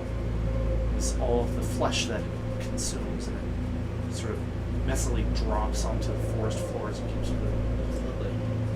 It's an aberration of some sort. And they've never seen anything like it. It didn't used to exist in this forest, and it has been Ever since then, they occasionally catch or see the signs of its activity, and it concerns them, and they want to take it down. They're tired of this thing being here because it essentially trashes the ground behind, leaves it in a state that is so dead that it would take a very long time for the forest to recover. And so they see this as kind of like a dire threat. Like they, like the elves, do not want this to happen. And so they would like your help in taking it down. And so they have a plan. They're going to create a trap, and they're going to bait it with some dead wildlife and try to get it to come and claim the kill. It's like carry. But they figure if they do it a little bit deeper into the woods, kind of further away from where they live, that they won't attract it to where they live, and that it won't be so easily robbed by like the giant eagles, for instance. So they want to go deeper into the forest, closer to where they know the darkness dwells. Do you have anything really strong we could create, like a trip line? Well, they have lots of rope at their disposal, enough that they could create much of anything. They could try for a net trap. They could try for like the Ewok like swinging log trap. They could try a spike door trap, one that's on like a hinge or something, that's spring loaded. Whatever it is, they want to put bait there and cause it to get hit by the trap, and then they're going to come in and swarm the thing. And basically, like, it will die to the death of 1,000 snakes. And so they could use some other. They have Kenku brains. Yeah. They could use a different brain's take on how to do this, right? Like somebody who has experience in fighting. What kind of ideas can you help give, and what kind of expertise can you lend here? How are they able to judge? How were you able to judge height? The pitch black. damage to the trees after it left. Do you think we should call on the satyrs now, and they can help us plan and prep for this? Well, This is going to be a tough fight, because if this is indeed a tripod, it's going to be hard to knock them over. Yeah, I mean, Unless 25 feet tall unless is that huge. third leg is a tail or something when he's walking, and it's just picking up and it's hidden as well. But if it actually has 3 feet, it's going to be difficult to take down. What if we tried to? Unless it's 1 front foot, 2 back. What if we tried to create like one of those lasso traps? I forget what they're called. a noose? Yeah, create a noose and tie it off to some pretty big trees. Then it only has limited movement too if the tree's strong enough. Oh, you mean to like snare the feet? Yeah. You could snare. This could be an opportunity to see if we can engage a couple ents to be able to hold it. It's like, hey, we're going to trap this thing, but he gets in it and hold, and use your strength. I'm gonna call on the satyrs too, because I want everyone for this, just to support. Like at least a couple of them. Baum offers to go inform the dryads, and that they will get the satyrs would show up much faster if he went to go tell the dryads and have them deliver the message. That'd be perfect. Yeah. He says, "Is there anything else that you need me to tell them before I go? I'll go right away." No, I mean, you know as much as we do, so I would just let them know Okay, what's my about friends. to happen. I'll return tomorrow morning. Perfect. Stay safe. You too. You as well. He departs and he looks at it at a full pace, like he moves twice your movement speeds and He's just gone. takes off. He'll be back tomorrow, and he'll give you word of what he learns. Perfect. What do you think of that plan? Does that plan work? Do you have an idea of the direction it could possibly come in to where we could set this thing up? Raka has a suggestion for a place that is laden with large boulders, and so it would be essentially a hallway. So you have you can only move one direction through there, and so it would limit the movement of this creature, and so it would be easier to stop it because it won't be able to go every direction. It can only go 2 different directions. Is there any way we can reinforce this rope? Braid them together. Just like a double, yeah. I would say rope is really no object to them. They can provide as much as you need. Okay. That almost be your best bet is to braid them together, or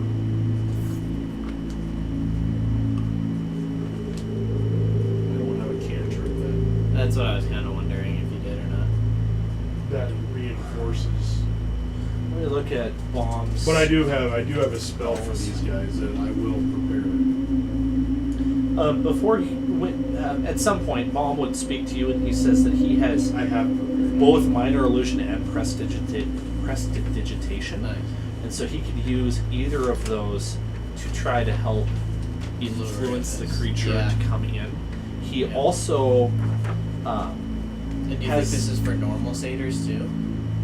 Like for most of his kind might well, have? he's a bard, so these are bard-specific bards, spells. Okay, I see. Some of them may have some spells. I haven't really given that much thought.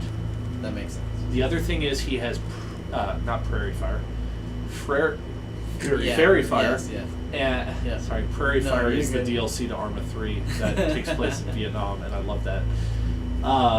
He has grease too, Yes. which is a cantrip, which could work out in our favor He's because also got dancing lights. could make him slip, fall, or something that we could not talk about. So, Bomb is going to offer. Oh, he also has light. So he's going to offer to try to counter the negative effects of the black aura, and also offer to lure this thing in. So he would be your spellcaster. Because I have daylight, so mine's more Okay. powerful. Well, if both of you team up, that could prove to be helpful. Mine's a level 3, Okay. and dispels any magical darkness. Level 3 or lower. So you do that for the magical darkness, and he'll use his things to try to counter the kind of the magic, the black smoke stuff that seems to be obscuring by just giving you more light, basically. Just trying to punch through that fog with really powerful fog lights. Pretty much. Yeah. You said there's 2 ways it can go?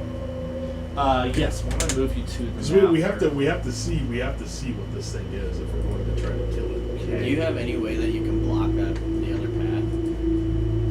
Block the other path. Yeah. Like thunder or like lightning that might be able to... I mean, Because I have like a booming blade that I could try to like cause... there's things that I can attempt. Okay. I mean, to kill one of these bad boys, I'm probably going to be throwing a lot at them. Would you zoom out just a touch for me? Show you. I have I'll be throwing a lot at this guy. drawn some little gray lines there, and I would just say pretend that there's stone there, and that like this truly is a hallway here, and that there's no risk of it going side to side, north to south, between you and Chris. It can move that direction. So it can move this way here. Yep, and that's And it can move over here, but it's not getting over this. correct. Or it can It's move in pretty here. restricted. This may be a good area to get him stuck at. Or That is over true. here, and then he has only one way out. And that's through us. Okay, I see. Because we could use this tree here. That elk in there in the middle is what they were going to suggest as the bait. Obviously, it's not there yet because you haven't set your trap, but that's kind of what they were thinking. How tall is this? Is it something that we can scale? Is it something that if Yes. Okay. I'm gonna say it's easy for somebody who is like medium or small to scale, but for the big creature, it would be hard for it to scale for a reason that you don't understand yet. It hasn't been revealed to you. So you don't have a whole lot of risk of it trying to climb up and out of there, but you could climb up out of there. What if we set, I'm trying to think of a spot to where we can set that noose that's like a bottleneck, which is perfect, but I don't know. Is this an actual tree? Yep. I just kind of drew over it, but yeah, there's a tree there. Yeah. Okay, that's what I was sort of wondering. So you can't get through here, and there's a tree here. I mean, it could be something in which we set over here, like really bottleneck, and we could have people up here, we could have people over here, we could have people up here, attacking with spear, attacking with arrows, attacking with whatever. We you could have zoom- people down here. Can you zoom out again? So we could have people back here, then we could come in and we could block him off. He's stuck. Yeah. There's nothing that I can like create. I think that would be our best, like, giving us the best advantage, I think. Is that corner. Yeah, so I mean anywhere in here, I think. I mean you have a tree here that you can use, you have a tree here that you can use. I mean even if you got him back in here, I mean you have the tree even helping, so you're almost bottlenecking a little bit more so. Especially if that tree's alive. But you don't have as much, I mean you have a little bit, you can still put people I out. don't know if this will work, but okay, this will work. If you want, go ahead and you can draw out some battle plan ideas. Obviously, you got to keep the screen still if you want that. You can use the plus and minus in the corner to have a little bit more like resolution in zooming, if that's helpful. A little more control. Which tree would be bigger? At least. They're equal size. Equal size? They're all of them very tall and quite broad, so I would consider them to be strong trees. So they would be taller. So are we scouting this place right now? Sure. I don't have any reason to stop you from doing that. I think our best bet is try to run. Here's another marker if you want to both Run that. a cord this way. And then try to set up in the clearing here and bait over here somewhere.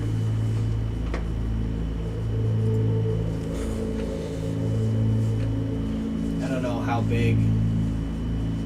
I mean, we could go pretty big with the lasso, obviously, but Well, I think we're gonna have to go pretty big. I don't know. We don't know how. We know he's tall, so you know his feet have got to be pretty dang big. Right. Yes, feet. would he fit in here? Do we know? We probably wouldn't even know. I don't know if they. Hard would- to say. That knowledge isn't Yeah. really available to you They yet. just really know his height, not really his width. Correct. So what if we So I'm thinking what just if we anywhere made in it this in area. here and then just did our news somewhere like here? Because even if he's trapped in this area here, or whatnot, like he's coming through and he hits the trap and then he gets knocked in here, or falls over in this area here, you know, we still have the high ground, we still have, you know, our ability to Yeah. cut off his way of getting out. So up here, who do you think we should have?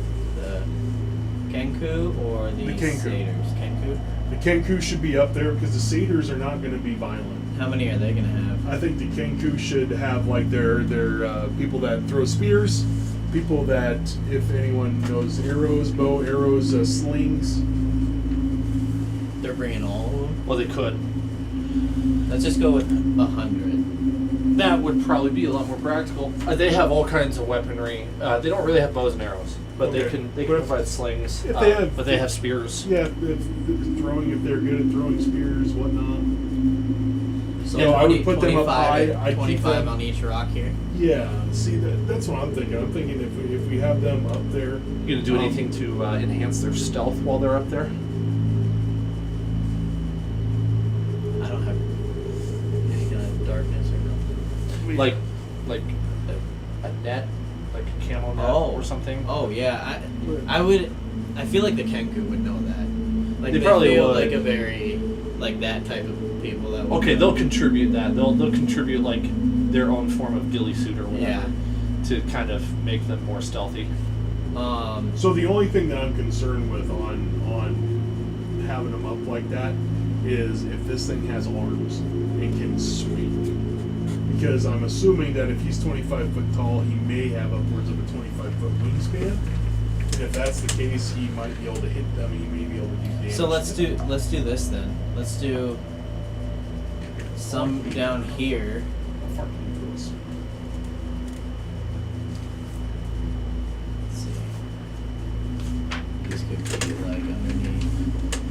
realized the light coming through the screen is lighting up the dry erase. That's kind of neat. This works really well.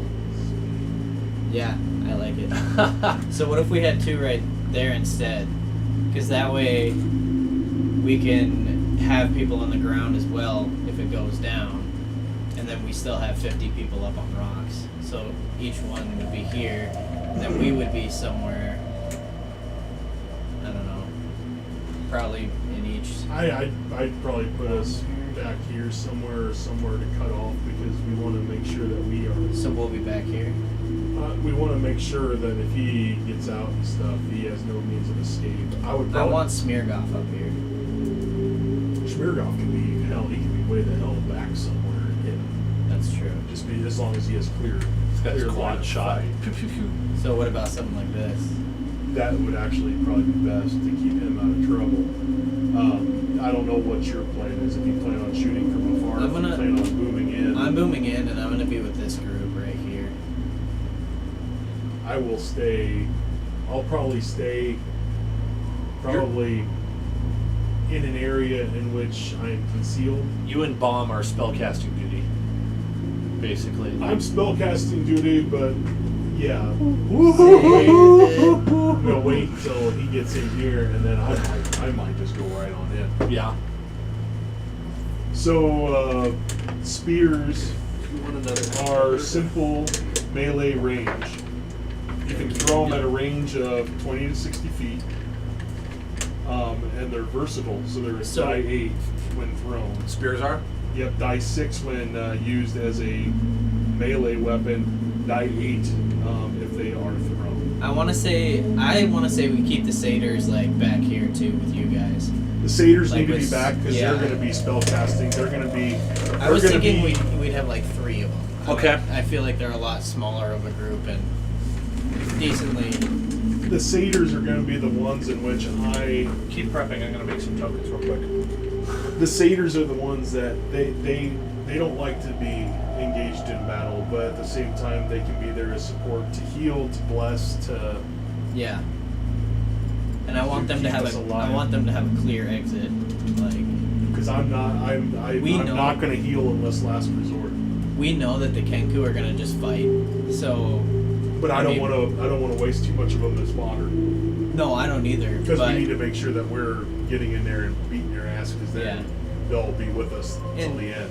and they know 'Cause when if we let them do that, we just stay back and wing little baby arrows and stuff on them. They're gonna be like, "Ooh, you fought like little bitches." Oh, I'm going in with them, Oh yeah, but and same here. they'll because- know when they want to retreat if we can't beat this thing. So I have to be careful because I have spirit guardians that I can use, but I think it's only up to 6 people. If you cast a spell, you can designate any number of creatures you can see to be unaffected by it. Oh, sweet. I thought it was only 6. Sweet. So I can designate all the Kenku and all the satyrs and everyone to be safe against my spirit guardians. So I can cast spirit guardians and I can go right on in there and everyone will be safe except for any hostile. Yeah, I'm just going right in. So this is night before prep that we're doing, right? Yeah. Okay. Yep, that's what I had in mind. Cool. I think we're gonna need more than just an elk. Probably.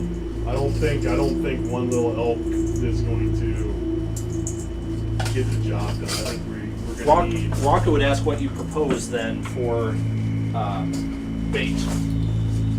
I would think we would need a lot of. Are they friends with the eagles? They're on good enough terms, but they're like Lord of the Rings eagles. They probably don't want to get involved. Let's just say you can put a couple of the eagles down there, and when he comes in, they can fly off.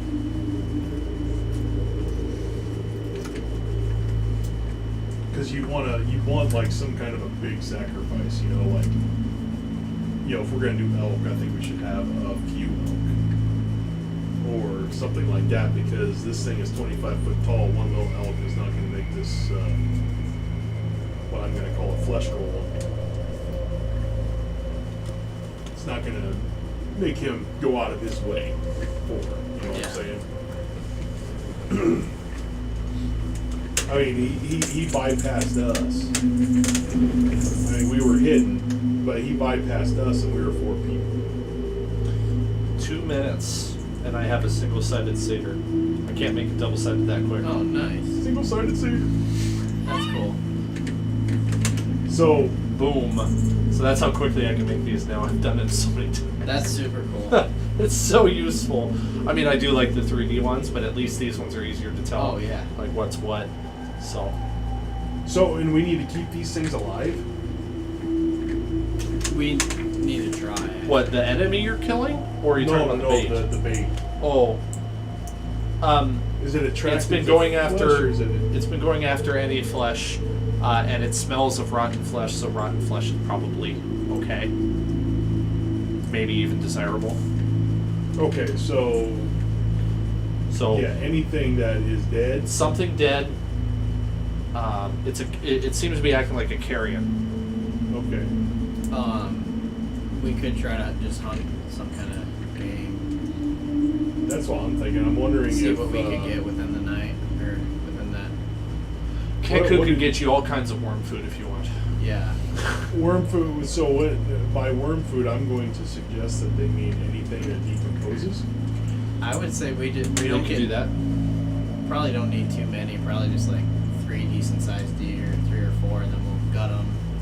That's a piece of cake. Yeah. Find anything that's already dead or whatnot, and bring it on over and just put her in a pile. That's what I would do. I just friggin' 20-foot pile, 20-foot friggin' or 20 foot. So these 4 5-foot squares. So a total of 5-foot radius of 10-foot diameter. They I don't won't think- love it because they don't I like was killing gonna nature say- that much, but they'll do it if I don't- necessary. I don't think we would need that. If anything, we'll get set up. The trap is set, and eventually, it'll come. I would say we're not necessarily killing nature. I mean, they could find what's already dead as well, right? I suppose so. Yeah, might take a bit of work, but there's a lot of them, so they can manage. I don't think we need that many. I think we with 4 of them, we gut them, get all the stinky parts, just Get them going, get the them offal going, and then I think 4 of them is plenty, and then we just wait. It's just a waiting game after that. So I don't have a lot of Kenku tokens. I didn't make very many. It's okay. I mean, we can do 25 for 4. 4 for 25 a pop. Oh, that works. That works very well. And then I've got just a ton of satyrs here, so probably you could use the same rule if you want. The thing with the satyrs is for fighting's sake. They're much weaker than the Kenku are. That's the problem. Right, but They're we just want them to support, so whatever Yeah. kind of support stuff they have. So I was thinking 3, because I don't know how their supports. Do they have shaman? Do they have magic users? The satyrs? Yes. Yeah, they specialize in healing. Yeah. So That's why we have them. You could have a half a dozen healers there if you want. Oh yeah, because I suppose we have almost 100 Kenku, so yeah.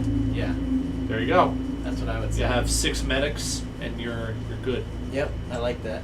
And we just shout, medic! Yeah. I want these guys to know that they have the first clear exit here, though. if they need it. Because I was telling him, the Kenku are just gonna fight regardless. We don't. They're not. I don't feel like they are our responsibility, but then again, not really, because they're just gonna fight. how Sure. They fight. But them, I want to keep safe because they don't do violence at all. So. Okay, what kind of trap did you settle on? Noose, I think. I think we're just going with a very basic noose tied to the tree. Okay. So therefore, hopefully, when it steps through, it can activate. Everyone pulls or it activates on its own. So it's gonna activate on its own. So I was thinking we'd camouflage it as well, obviously, Okay. but have it slightly off the ground. It'd have to be somewhat suspended, yeah. Mm-hmm. Yeah, Yeah, slightly off the he would ground, have to. He would have to. We'd have to make it big enough to where he would actually step through it too. Is this a bit of a complicated one in that you're going to try to ensnare all 3 legs, or just one leg? Just one. Just one. Just one leg. Yeah, we'll make the lasso decently big, and then we'll like lift the back end up so it'll be more of like an oval. This way. I like it. Okay. Cover it, camouflage it.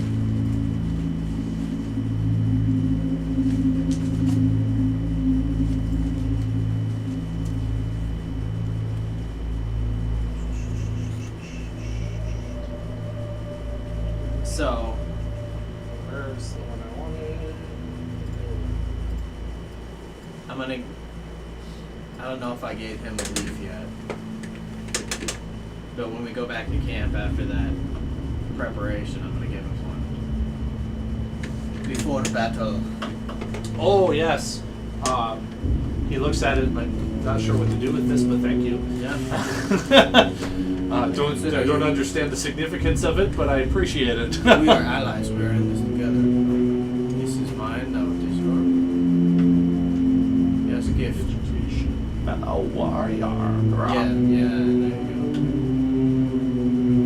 go. All right. Do a good thing tomorrow. Yes, absolutely. Hell yeah, I am ready. As you are finishing up your sort of, you would have to do a little scouting for all this to get the lay of the land and all that, and you get an unexpected visitor, and a high elf descends out of the trees just like for no apparent reason, and you're not sure how he got there or what, and he strolls over to you with I wouldn't say audacity, but like he's very sure of himself, and he says, your plan might work.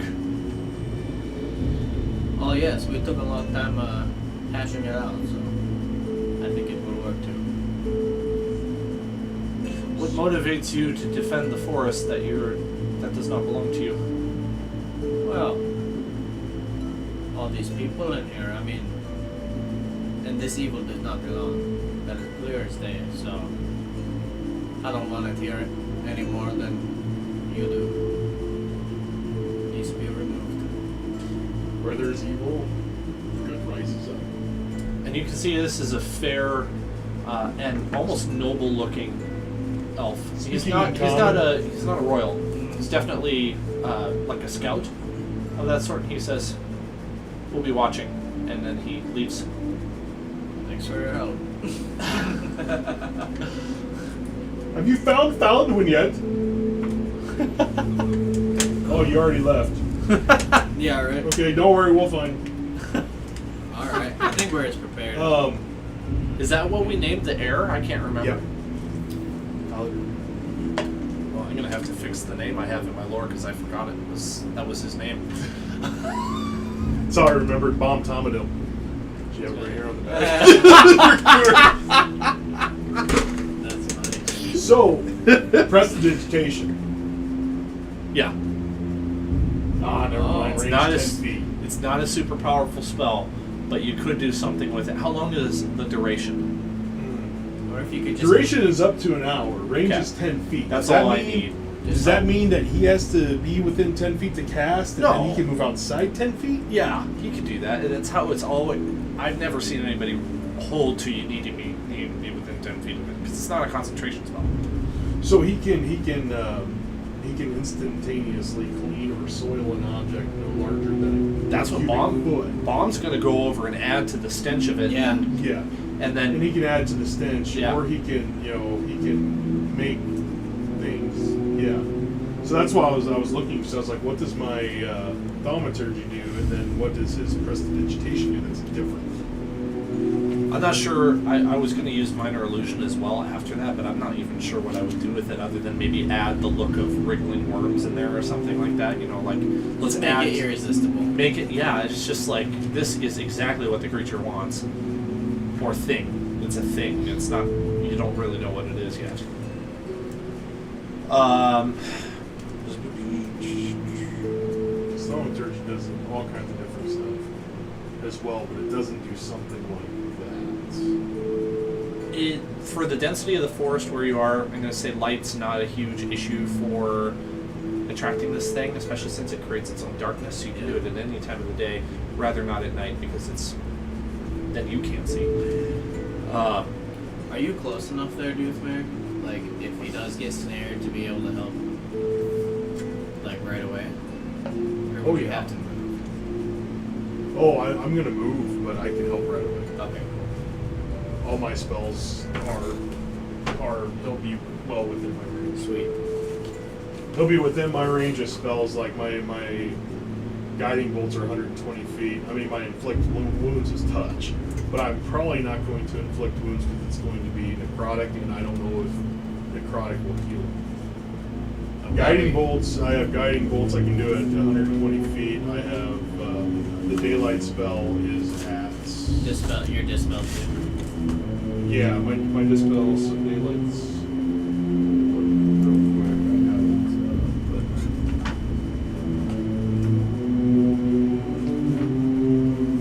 My spirit guardians and stuff will happen when I get in. Turn before I get in. Daylight is range 60 feet. Yeah.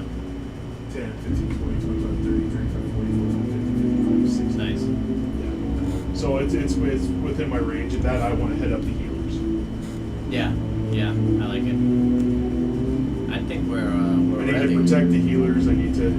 Schmirgoff is protecting the healers. I'm protecting Yep. the healers. I'm heading them I'm just going in with Kenku. up. There's another thing I can do too with that any of that smoke and stuff. If the date or if his light spell doesn't work, I can always gust of wind it and see what happens. Okay, I'm gonna move our time on to the next morning. You can certainly do more prep. The bomb arrives with a dozen satyrs. 6 of them will stay back with the tribe just as a reserve, I guess, and you can call them in if you need to, or you can have them, if for some reason everything goes awry and they need to get everybody out of the Kenku tribe, they totally can. They can move them somewhere else. Take care of the elders and the young ones for you. Just make sure that the fort is held down and is safe while you're doing this thing. If we fail, leave. Basically, right? Like, if everybody dies, you guys are all that's left. Don't let them die. Not that you're expecting that, but this is because these Kenku braves are wise in that they won't stay longer than is fruitful. If things become completely out of control, it's not cowardly for them to get away. It's actually more noble for them to leave so that they don't leave their children alone in this life, right? Like they're wise about that. And that sentiment is shared among the satyrs as well. Like, we're not going to get in over our heads here if we can help it. In fact, they kind of think that they might be getting a little in over their heads as it is, but this is necessary. Yeah. One quick question: how are you tightening the noose? Is it I'm like hoping a it big, tightens on its own. Yeah, so like a big, like, do you have a tree bent back, or do you have like a big boulder as a counterweight, or something? This is a big dude. So what I'm hoping to see happen is that his foot gets caught into it, and when he goes to take his next step, it automatically It just cinches it tight, right? He Like, cinches it tight. okay. It's him. I can see that working. It's like a slip knot. yeah. Okay. And then it's just tied off to something, and so he's just Tied off his the- leg the gets tree just and stops. Yeah, so we're limiting his movement. I see. And this is like really big and braided, and this is a tough thing, right? Yeah. Yeah. Okay. He would have to have a feat of strength to be able to possibly break it. Okay. Because we want it to be I mean, not crazy bulky to where it's difficult to maneuver. I think we but gotta anchor it to that. We do need an anchor boulder. to the tree or something. Do you think that tree looks big enough that it's... These other pretty stout trees. It would be hard to pull that tree out of the ground. Yeah. Or break it. Yeah. Not really something that a 25-foot thing of that sort you would imagine would be. Because the tree's much larger than 25 foot. Yeah, it should be larger than that. It's taller. It's taller than If creature it rolls is. good enough, it definitely could. Yeah, you know, barring a Feat of some sort strength. of ridiculous feat of strength, it shouldn't be a problem. A crit might break a couple of roots. I don't know if it'll take the whole tree down. Yeah. And Type thing, and that's the great thing about a crit is like it doesn't necessarily mean, and you know that as a DM, it doesn't mean like instant kill, right, or something like that. yeah, Just because you roll and you get double damage doesn't mean that you get double damage. I'm going to be relying a lot on dice rolls for this one because I don't want my bias to come in here too much. I want to let it. I'm going to be rolling for sort of like decisions and for actions that it does to see This how. is not I'm gonna- going to be an easy battle. I'm gonna let him know. Be careful. Yeah. Too, that like as a backup plan, like if it doesn't get caught off the beginning, then we need to try to retreat back here and try to lure it back. Yeah. The second time. Because are you bargaining that it's probably not intelligent enough to know that you're trying to trap it? Yeah. Yeah. I'm hoping that it's more preoccupied with the flesh I'm than just he hoping it is doesn't with the see it. Yeah. yeah. Yeah. Okay. Well, the next morning, I guess everybody's ready. Yep. Do you all assemble? Yep. How is the lighting in this area?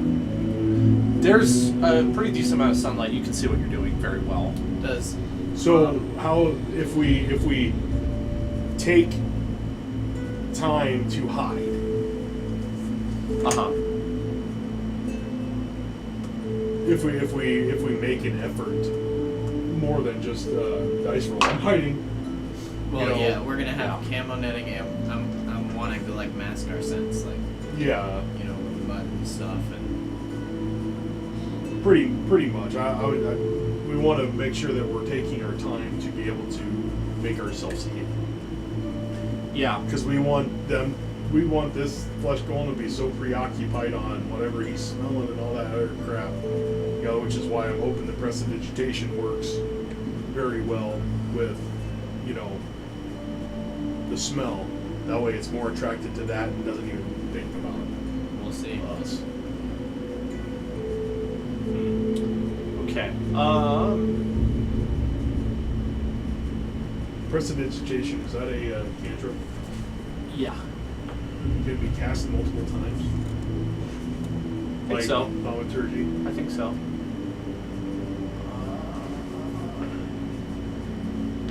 I think more than one active effect is possible. I'm having a hard time figuring out what I'm trying to do here. Okay. Yes. You can do whatever you want to do as a DM. If you cast Yeah, this spell probably multiple like times, to you the can restroom have up again. to Shoot. 3 of its non-instantaneous effects. Tell you.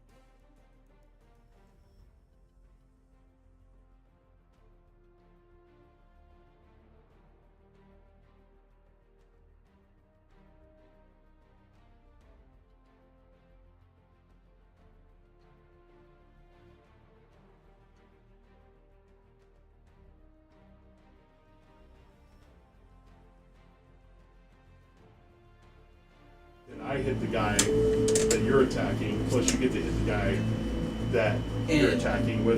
And I can even add something else onto that, like another cantrip, like Booming Blade.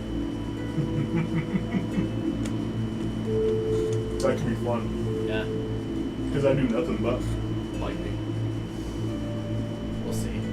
Hopefully, yeah. Lightning, thunder, or Yeah. I think anything that, like my sacred flame, I think might deal extra damage Yeah. because it's radiant. Well, stage is set. Oh no, we'll find out. Well, yeah, maybe we'll find out. Dots. I haven't had dots in over a month. I'm hiding this book. Don't look at it. It's a secret. Why do you have the epic loot book out? Yeah.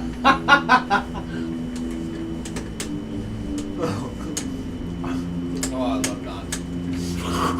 They're so good. You know, you cut off his pinky toe, and it's a bag of holding. Yes. Very plausible, very feasible, very realistic. I love that. Frankly, the best loot ever. Couldn't ask for better. I'm excited to figure out what this thing is. Okay, I'll have you all roll, well, you two, and then I'll do a couple of rolls for the NPCs. Just roll a d12, and we're going to combine them and try to get an average. And we want to get, I won't tell you what the average. A D12. Roll a d12. Yeah, I'm trying to make it a little easier than a d20 for how many of you there are. With advantage. Kind of stretching there. I got a 9. 9, that's good. Forgot I got the Get 3. in the biggie. Get in the thingy. 9. Okay. 9, not the 6, because that's the line under the 9. 9. Hey, so that new bookstore, Monarch Books there in Rapid City, has a bunch of dice and stuff like that. And you know they have the good dice because the good dice sets come with a die 2. Ooh. And they come with die 2s. They come with flippers. Nice. Some of them don't, but some of them come with the flipper die 2. I was like, I love a die 2. When a dice set comes out and it gives you, your die 20, your 8, your 2 10s, your 4, and then you see the good old die 2 stick in there. You're like yeah. yes, I am getting that set. Okay. There was a minor complication setting up. I got some mead though. Bring next time. That'll help. You like mead? Oh yeah. Yeah. I got it from the Ren Fair. There's a minor complication, very small. Some of the Kenku tribe didn't bring all spears like you had asked. Maybe there was a miscommunication, but What did they bring? these guys over here are all swords. Over where? So who, Guys over where? who do I have down These with me ones. then? Why the hell would they bring swords? They're on the rock.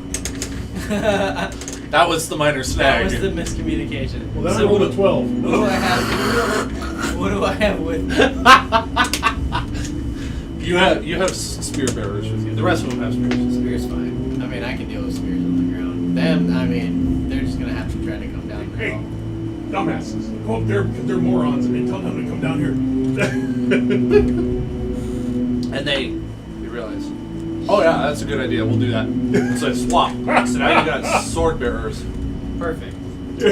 So their range isn't as good, but they still have weapons. Yeah, I think we want the spears up top. We want the swords on the bottom because, I mean, having swords up top is not going to do us any good unless they're good at throwing swords. Right. And throwing swords is probably not the... Die! Yeah. Well, now what do I do? All the satyrs don't have heals or don't don't have healing spells, they have magic missile. Yeah, that was a snag. Yes. And then they cast it on you. 50 missiles on you. Alright, and then Bomb No. Tombadil is going to be up here. He's going to be well away. He's kind of scared that he's going to get crushed as the thing walks by him, but he trusts your plan. He does do the prestidigitation there before. And then he decides in the spur of the moment that he's going to do his illusion spell there to draw it in. And then when it goes away, the creature will keep moving. So let's get this out of the way here, because that's not going to be involved. Okay. Bomb Tom, you better be in like a mofo. Alright, so you're all set up, and he casts the prestidigitation, and then he casts the minor illusion, and he quickly jumps up that rock like the very dexterous fawn that he is, and he hides. He becomes one with the rock. Perfect. And Just like Frodo. 5 minutes go by, and you're thinking, maybe this isn't going to work. Another 2 minutes go by. Come on, time's ticking. Come on. Steady. Do we gotta think about drawing it in from further away? Maybe we should have done something about that. And Steady. you feel a faint vibration.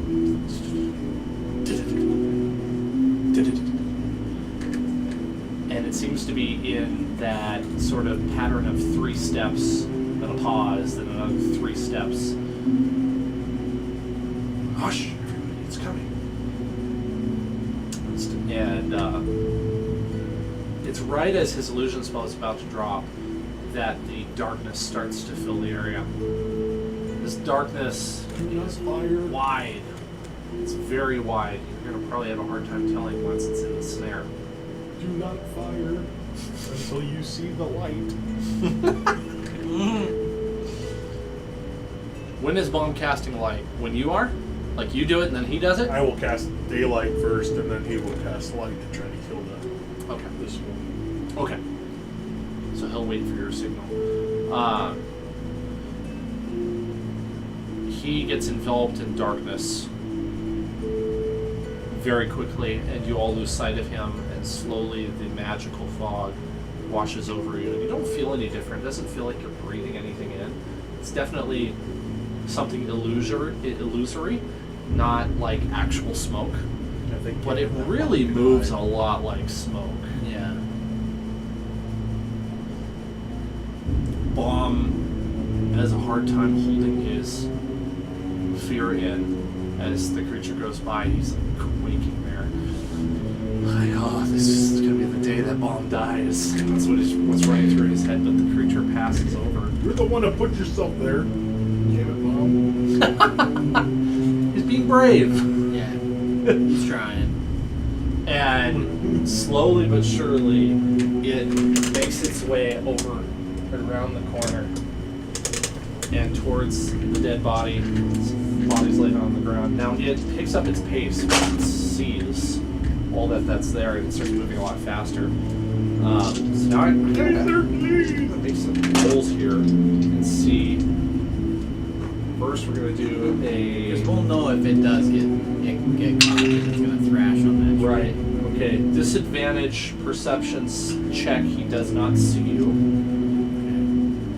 First step, that's good. Okay, now I'm going to do a check to see what he makes of the food there. Okay, he can't tell you that.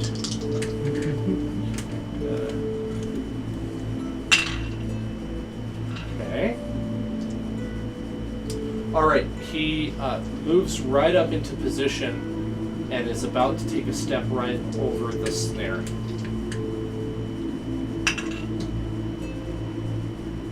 Okay. Thanks for the prop. Once if and when you kill this thing, I'll reveal what it looks like to you. Sweet. He steps over the noose. 3 legs. He steps over the noose, and there are. You actually can't see that. So you're not sure why the noose hasn't gone off yet. You would probably know. I don't know if you rigged up a bell or something, but if it got snagged on that tree, I feel like We would hear. Yeah, we would hear it. Yeah. So it do we seems like you hear? missed the trap. Do we hear like eating now? You hear sounds that you haven't heard from this creature before. How would I describe it? You hear a creaking sound, followed by the sound of like wet flesh moving, and then a squeak and a clank, and now you hear as little chunks of the meat are being tasted or selected, picked up by the thing, and you can hear it devouring your bait, but it has missed the snare. So there's 2 options. One, you can fire an arrow into the darkness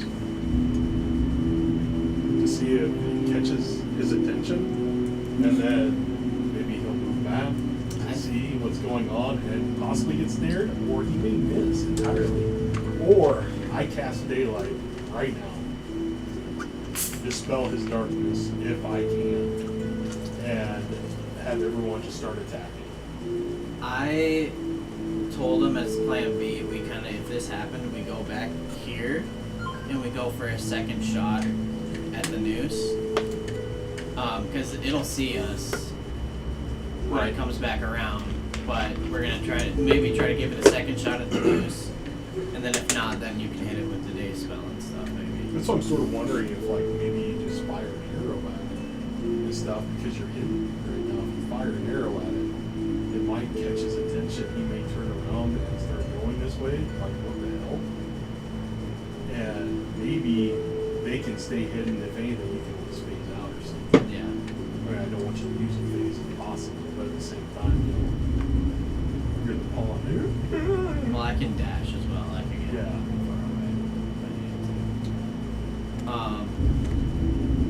to. It's one of those things where everyone is hidden, so, you know, if someone's going to move out of the way and try to lure them that way, I don't know if it should be like think it can one be me. person or if it should be like a whole squadron.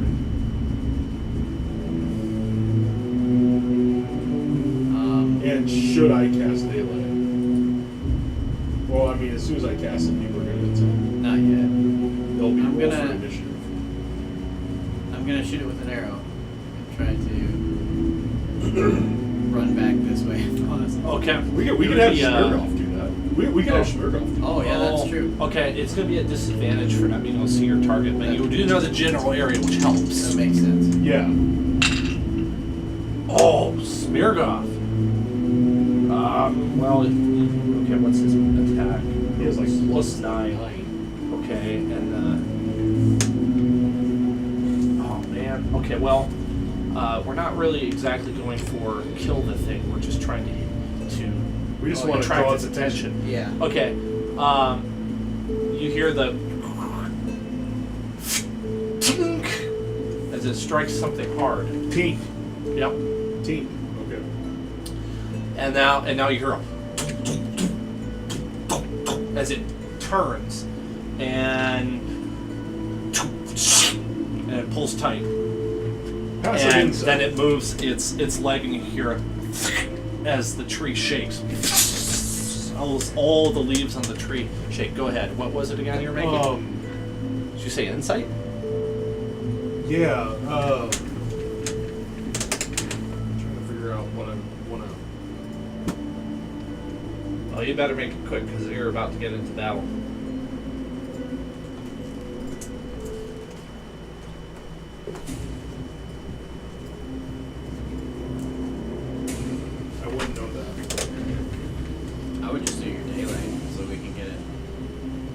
Yeah, I wouldn't know that. I'm also gonna play a yep. sound effect if I can Cast get it. it. I don't know if I'll be able to pull the sound, but I'm gonna try. So this is like a surprise round. Well, you have surprised it. We're all hidden except for Schmiergoff. I mean, Yeah. and he only knows the vicinity in which he's in. Yeah. Cast it. Okay, you hear. Daylight on the news. Let's see. I don't know if this will work. On the location.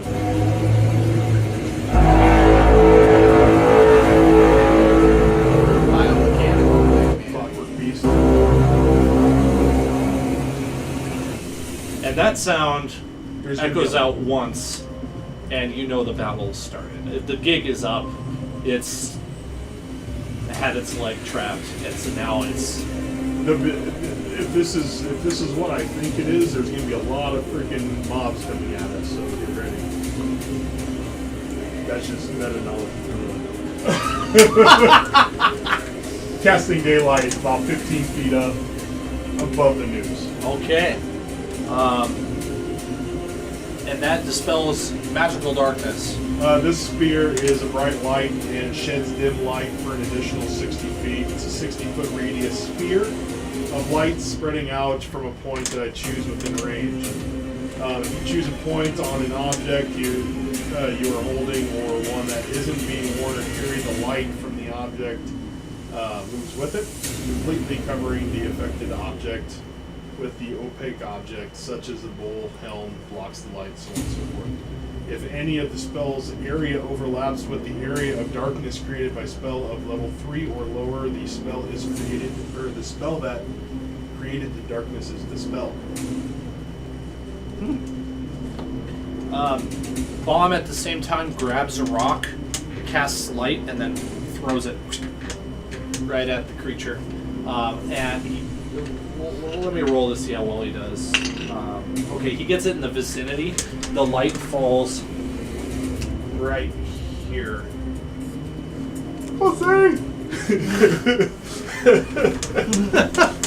Okay, so Use your sling next time! I want to I want to give the impression that there's light there. So bear with me a second, and I will drop a light object.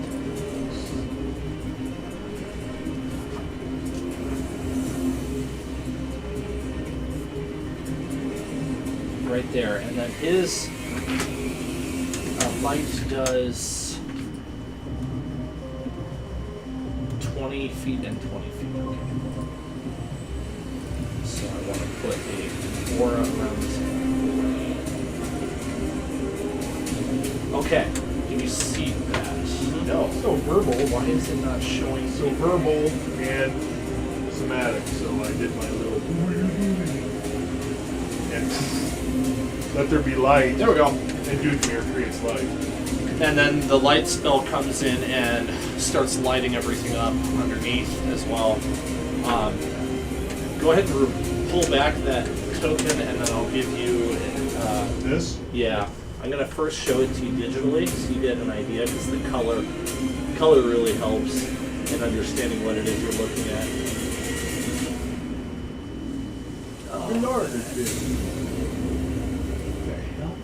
It's the wrong size. It is a 3-legged organic mixed with some sort of construct with tentacles coming out of its head. That's great. And it is dripping in blood and rotting flesh. And there's the actual token, the real size. So, Yeah. Well, one of its legs is completely ensnared and is tied to the tree, and it's angrily looking down. Well, I guess sort of angrily. You don't really know what the expressions of this creature yeah. mean. It's Not looking happy. down at its leg that's stuck, and it's trying to tug it loose.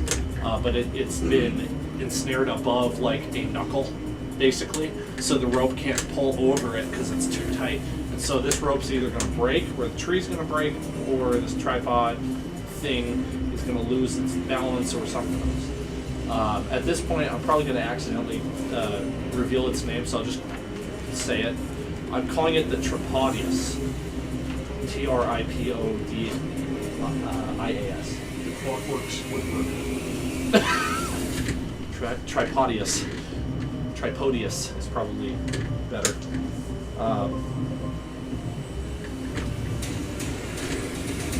This is an amalgamation that you've never seen before, and as far as you know, did not exist ever. So its existence probably strikes a little bit of fear into you, but not an overwhelming amount. Enough, like fear of respect. Like, let's not get underneath this thing if we don't have to. Right. Its feet are rather sharp and pointed. This is why it can't scale the rocks. If it tries to put one of its feet up there, it just doesn't get any grip, it will fall down. It could absolutely spear somebody with its foot. This is just sort of wisdom you would glean from immediately seeing this thing. And I think all of you are probably like shielding your eyes for a second as you're adjusting to the light, and then you see this thing. So now that you have that information, we are going to do initiative. It's now very proper to do initiative. Woo! 10. Such Double excitement. digits. Double digits. 9. Okay. Ooh. Haha, beat you again. Okay. A +0 initiative. Start off with a +6. That's Easy 4. Plus more than what we got. I got +5. Oh, that could be fun. Alright. Vaughn. Wow. Holy cow. Vaughn gets a 26. Yeah, waste those big ones. Waste those big ones. Oh, this could actually be Okay. So that you guys can have some fun rolling and it's not all me. Could I have just roll 2 d20s and take the average? One of you pick the satyrs, one of you pick the Kenku. Satyrs. Average. Round up. I got an 8 this time. 8? Round up. Yep.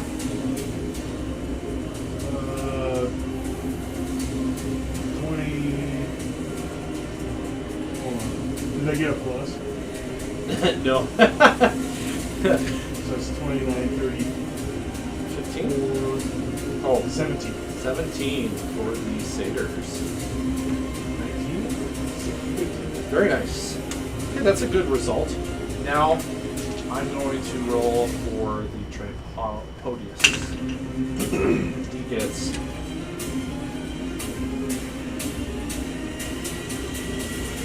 a 15. So he's smack in the middle. Smack in the middle of Shmurgoff's 18 attacks. Alright. Aim for his We flesh, begin not for his with metal. Bomb Tombadoo. And Bomb is not an aggressive type, so he is... Run away! His, Sir Bombadil ran away. Does he have any fighter buffs? well, he was gonna do Better pull out that loot, boy. Fairy Fire for that reason, so it gives you advantage on your attack roll against it for I forget how long. 1 minute? Okay, so that would be 10 rounds of combat, so it's going to take a long time. So he's going to do that. Fairy Fire has been set. Is that a concentration? I have to check. Oh, by the way- turned right to it. I have made every spell card for the game. Nice. So- Concentration up to a minute. I don't know if that's helpful, but if you need to look up a spell or you just want to grab one and take it, just let me know and I'll make a duplicate to put back in there and you can keep the spell with your sheet. I'm definitely gonna do that if that's cool. Yeah. That's a lot. I've also got a stapler over here somewhere if you need to staple anything. I think they're alphabetic. Alphabetical? Yeah. So what color are you gonna, outline a creature? Purple. Outlined in blue, green, or violet light. Your choice. Violet. Violet. Why not all? Violet.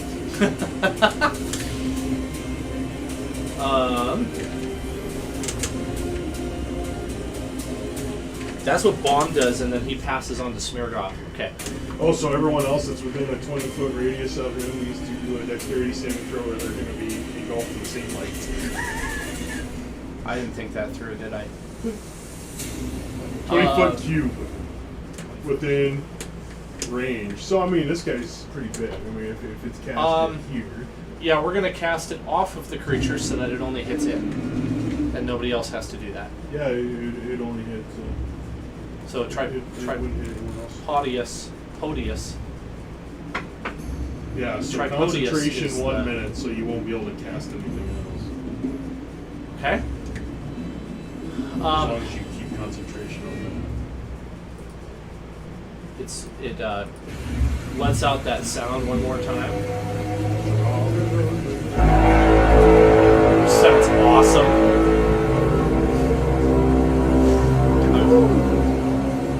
I think there was 2 of them last time we saw him, so I'm wondering if he's calling for backup. I don't know, but it's ear splitting and it's incredible. It's gonna travel very long distance. You haven't heard it do that before. This is the first time, like you ticked it off. He does that, I pull out my freaking goat horn. Like, yeah, one song, let's go. All right, the One song. satyrs are up, but they don't have anything to do at the moment, so they're gonna stay put, and they're gonna prep it their action.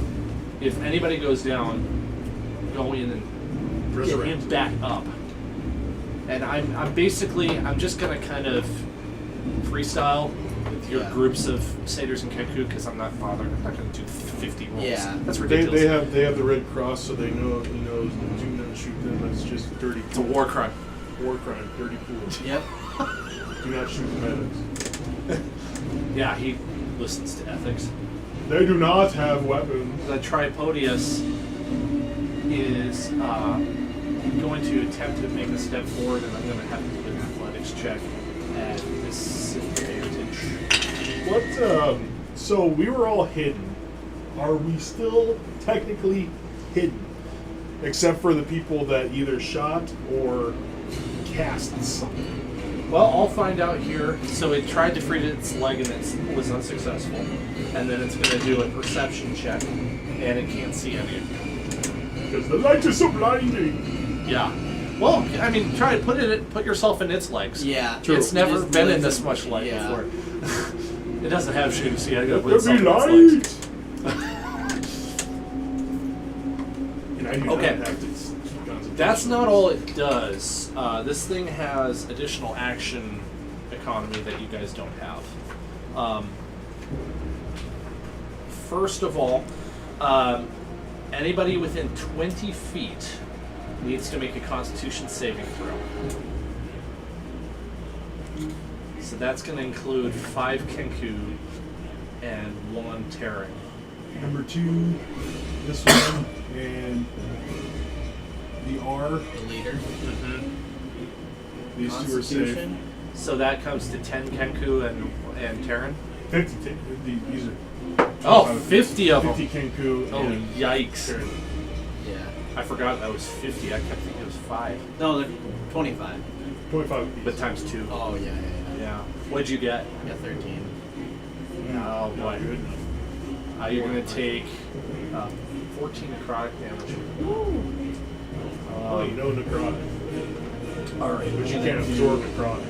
I'll do this. Okay, the group closest to Terran is just fine. The other group takes 14 necrotic damage as well, and that's a serious chunk of a Kenku's health. They're not looking very healthy, and they're not yet next, but when their turn comes up, they'll throw their spears and they're getting out of there, because they're not going to survive another hit. No. It's now on to do 3. Sweet. You're just like, hit me! Hit me! I want to light you up! Do I want to just? I'm gonna just launch it. You know, I sort of don't want these guys to be in the mix. Right. Well, they're probably gonna make like trees and get out of there. Combo, too. I know.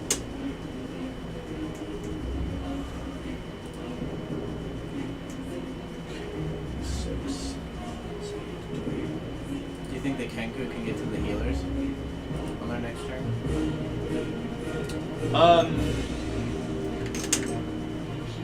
Oh, that's not quite, but the healers have actually held their action, Yeah, so the satyrs could get the rest of their distance to them and take care of them. Yeah, I think they should do that. yeah.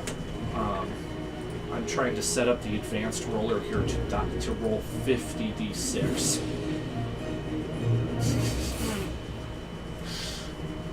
Nice. I don't know what that comes to. That would be insane if they all rolled high. Well, But they gotta roll high in order to hit it. I mean, or you could just like 50 set, you could do 75 d6. If they all hit. No, half of them miss, so it's gonna be 25. I'll do them in chunks. Okay. You could have it roll like, well, would it show individuals? No, not the way we want. I'd have to use a different site for that. Did you? What was your thing successful? I'm casting. Okay. I moved in front of the rock. I'm Okay. making myself visible. I'm staying approximately 40 feet away, Okay. and I am launching. And a 18. That will hit. What is it again? I'm casting guiding bolt. Oh, good choice. Um, That's a really good choice. I like that. and The radiant, right? he is taking radiant damage, yes. And on the next attack roll made against this target before the end of the next turn, it has advantage. Oh! You increased your odds. Now it's 32d6 instead of 25. There you go. Oh, I just touched it.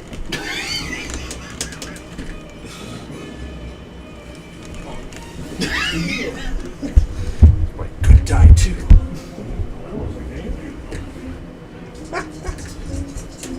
And he's going to take 11, 12, 13, 14, 15, 21 from my guidance. 21. 21.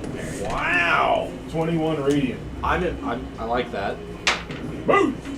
You see Okay, a bolt of light come out and freaking pop him right in the freaking spleen. And you can see it take extra damage. Extra damage! Double the damage. That was it. And you see a bit of a glow start to emit from where you suppose its eyes would be. And the thought comes into your mind, uh-oh. Sweet. Something about this glowing makes me feel very uneasy and in danger. Okay, so I still have movement left. Yeah. So I moved 1, 3, I moved 15, so I have 1, 2, 3, I have 3 left. So I can actually essentially 1, 2, 3 back to where I was and have half cover. Or I could 1, 2, 3 and be behind the tree and have the tree between me and him and be in more cover. Let's do that. 1, 2, 3. I'll cover behind the tree. I love that. And this doesn't make sense for action economy, but I need you to do a stealth check for me. Stealth. Yeah, it'll make sense later. Advantage. 12! Oh wait, no, sorry, disadvantage. Stealth check. Still 12! 18 and 12. Nice. Okay, hang on. Oh, well, he can still see you. Well, that's all good, I wasn't trying to. He knows I'm behind the tree. He may not be able to see me, but he knows I'm behind the tree. That's kind of what I'm getting at. I'm gonna. I'm gonna look out the other side. Big tree, you're a small guy. Okay. As of this moment, it cannot see you. Right. That's it knows where I'm. That's a really important distinction. It is. That can change, and it could be really bad. It's my only warning. Okay, I've lost track where I am. We just did his turn. Terran's next. Okay. It's not looking your direction. It's looking towards Doothmer right now. And its eyes are glowing. They're starting to get brighter. Bright red. Okay. Something about that seems very wrong to you. Kick him in the jimmy. It's like this unearthly feeling like, I've never run into this before, but I'm pretty sure that means death.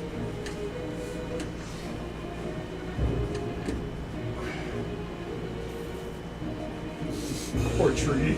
Alright. I hope this tree gets a nice place in the afterlife. Right.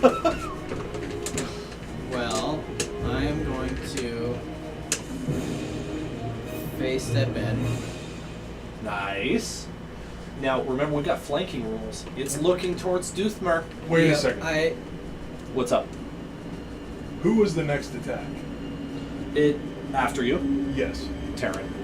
Okay, so you get advantage on your next attack. Yep, which is good. So I'm The gonna. reason I bring up the flanking is if you go behind it, you'll get advantage on attacks. Yeah. But I already have one. Yeah. So you'll get double advantage. I don't think that's it. It usually isn't, is it? I guess that. Well, I do depends. have it cancel itself out at times. Okay, go ahead and roll 3 dice to take the highest. Okay, so Good. if I face step like right. Out of its line of sight, so it would need to be like at least 90 degrees adjacent to Doothmer. So, like, over here.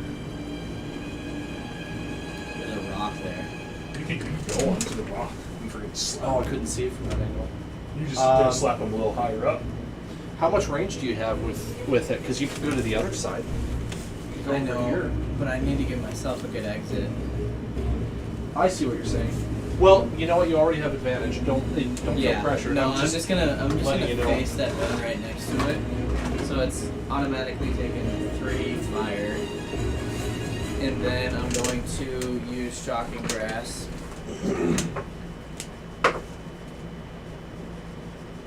21. That hits. Perfect. So now.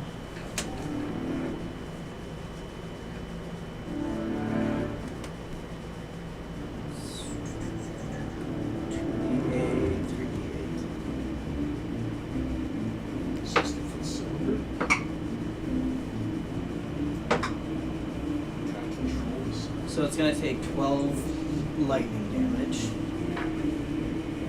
And it Yikes. cannot take a reaction.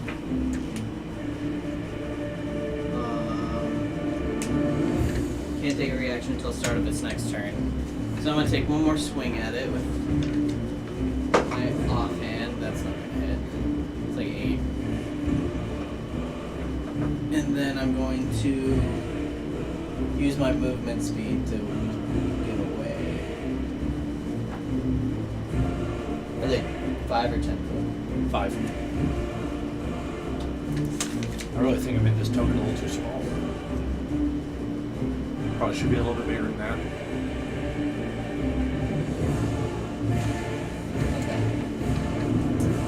And that's my turn for right now. Sweet. Okay. We finally get to the Kenku. And so they've taken damage. I'm going to roll the d6. The result is 100 million damage. 99 damage. Wow. Holy cow, and there were several ones in there. Okay. These guys book it. 5, 10, 15, 20, 25. Oh, that's a rock. Well, they could do Well, that. there's a little. They'll be on top There's a of the rock. little split there.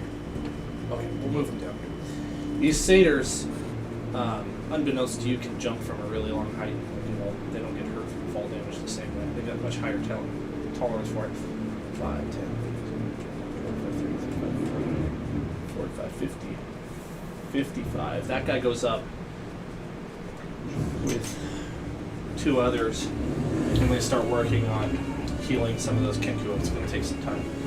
These guys have thrown theirs, and they have also moved out of the way. Oops.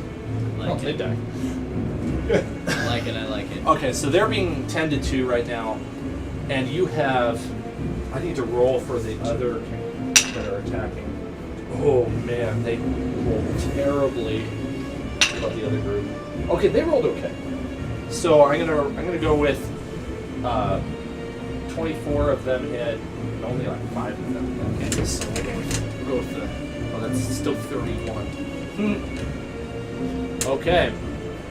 They bring it down. They bring another 106 damage to the fight, and you now have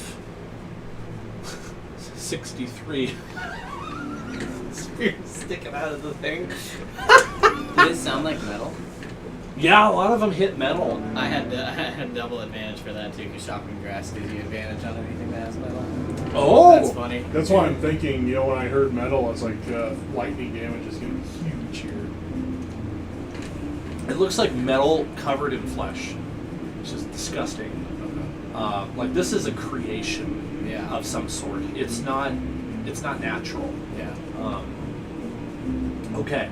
The creature tries to stumble forward a couple steps, and it falls, breaking off quite a few of those spears, and it's now prone.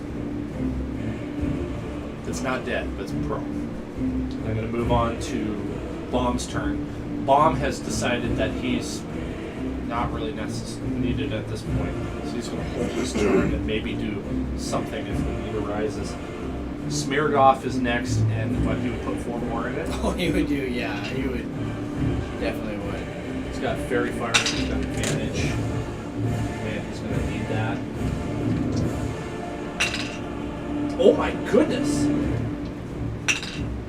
They're Okay. rolling good or rolling shit. Oh, really well. So he got a Nice. nat 20 and 2 18s. The other one is not going to hit. It's just not high enough. So, sir... Sir. Where's his damage? Big damage. Oh, I don't have his heavy crossbow on the sheet because it's too old. D8. Is it? Yep. Okay. I need more dice. Usually this is what I say when I'm going to kill somebody. I like it, not in this case. Alright. So, I guess I only need 3. Oh, wow. And then I get to re-roll that one. Oh my goodness. Just Really? roll that many 8s. Yeah, he just 3 rolled 8s. complete max damage. Wow. Plus 4. And that's on the crit. So that's like So plus 12. Yeah. So that's what, 24 plus 12? I will eat That's his dots for the 36. you know, 36 piercing damage. Right into the face. Not a face. And we will say the thing lets out another one of those awful sounds. Struggles to try to get up. And then falls to the ground and splits whatever you call its face open, like its skull. It starts gushing out blood and all kinds of weird looking liquid. Don't touch it. Which starts on fire because he's still like on fire, and it's clearly very flammable stuff that just spilled out of him. So the whole thing goes ablaze, and this big bonfire basically starts from it. Just killed it? I didn't expect them to roll. I didn't do any Holy. prep math for how much those Kenku were going to do. So yeah, you just slew it in the matter of 2 rounds. Damn. But you had every advantage possible. And that's what we get for making friends on the way. Mm-hmm. The rest of the satyrs rush in to heal. They're like, let's take care of these bird people. Well, everyone here is gonna love us after that too. Just this roar of excitement erupts from everyone. Woo! And some of it's like, And they're all really quite moved by this. You guys are definitely. I go over to the leader and say, Split I guess the last time we had 300, you rolled like shit. Yeah, right. You guys friends now. You're strong as. Yeah, I was getting ready to start a little storm. Well, remember, they've never done this before. This is the first time. They weren't even sure what they were going to do. That trap made a huge amount of difference, and so they just didn't know they were capable of this. I was loving the fact that it fell over That because darkness I'm is like, gone oh now, my right? god! I was like, I'm gonna. Go cave its face in. Oh no! I was going to. I was gonna cast Call Lightning, and I was gonna have it strike, and it makes a dexterity throw. But he's prone. You still could, and everybody would be very impressed. I know, but I'm not wasting a level 3 spell just to call up a impress people? storm to shock the crap out of him. Because I was like, he's prone, he's on the ground. Oh yeah. He's not gonna be able to make a dex saving throw. He's No, gonna have he to throw was- it with probably disadvantage. I had something in my back pocket in case this went bad to come in and like save your butts, but it was not necessary. I want to Fifi! wait for the fire to go out and go check the scraps. That was 8,400 XP. I'm gonna go like this with my chainmail because this holds a family, right? I'm gonna put a deal over my face, and I will go and I will help you look through this thing once the fire dies down. Yeah. Well, the fire rages for quite a while. It takes. Is there any way that we can? Do you have anything that can help put it out? I don't have anything ice. No, I don't think so. Really. I mean, Do you have call rain or call lightning or anything like that? I have Call Lightning, but Call Lightning doesn't make it rain. Yeah, that's true. Doesn't Bombadil have It prestidigitation? just makes a pretty cloud. It allows me Oops, to that put lightning strikes in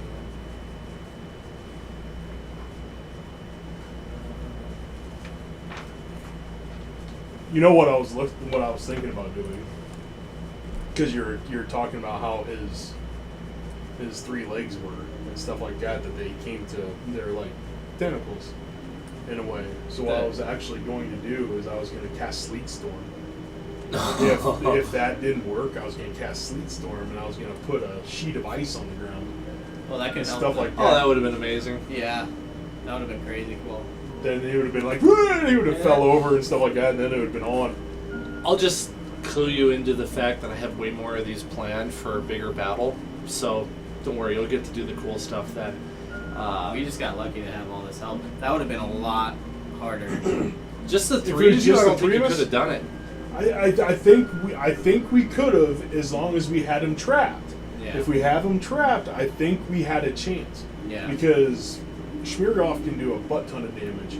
You can do a butt ton of damage when you want to, What? like when you can back to back to back to back and get away. What was that thing able to do?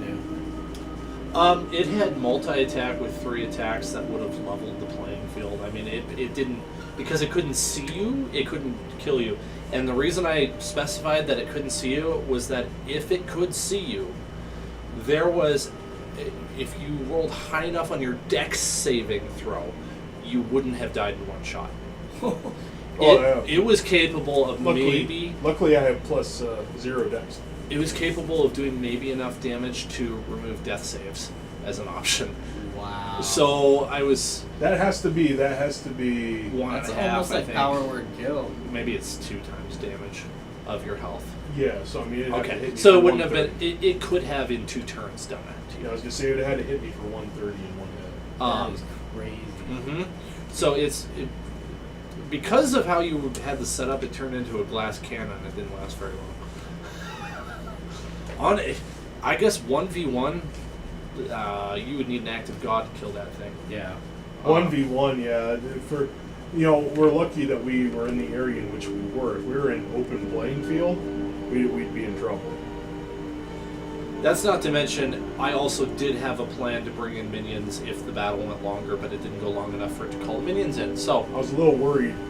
I was gonna say I was a little worried that the thing would open up and minions would come out of it. yeah, not the case with this one. It splits open and like its guts come out, and there's definitely something mechanical to this that you have never experienced before. You may have run into some interesting mechanical wonders in Waterdeep, like you probably passed by the House of Inspired Hands, and there's a very interesting like construct that's part of that building that's alive, and you probably would have seen that like, oh, that's neat. Yeah. No wonder they call this the City of Splendors, but it's cool nothing compared to clockwork. this. Yeah. It's called a Nimblewright. That's what those are. Those are really interesting. I don't know if you know what the Nimblewright is, but it's a cool construct. It's in my other game right now. Okay, so the fire goes out, and you're left with a charred husk of... You're not sure what type of metal this is. It would be really hard for you to find out. It's too heavy for you to do anything with. It's too strong for you to tear apart, take parts of it. You see lots of... You see, like, probably about 24 tentacles that had come, like, sprouted out of its head that are laying on the ground lifeless like giant worms. The legs are 3 segmented metal linkaged legs that come to points that were originally covered in flesh, but now that's all burned off, and you can see that it was definitely cast metal. Like this has been fabricated somewhere. Yeah. Hey, birdies, have at the worms. Basically, nobody wants to touch it. Satyrs are quite disgusted by this, the Kenku less so, and they're kind of all in favor of like, let's leave. Like this is really disgusting. Like let's just leave this thing here, and nature will take care of it for us. There's nothing to loot. It's I mean they're thankful they didn't claim any lives. It's amazing that it didn't. Yeah. If I had used its, if I hadn't used that whatever the spell was, it would have actually probably killed all of those Kenku in one turn. Well, it's glad we got them all together. And I'll go to the satyrs and I'll tell them,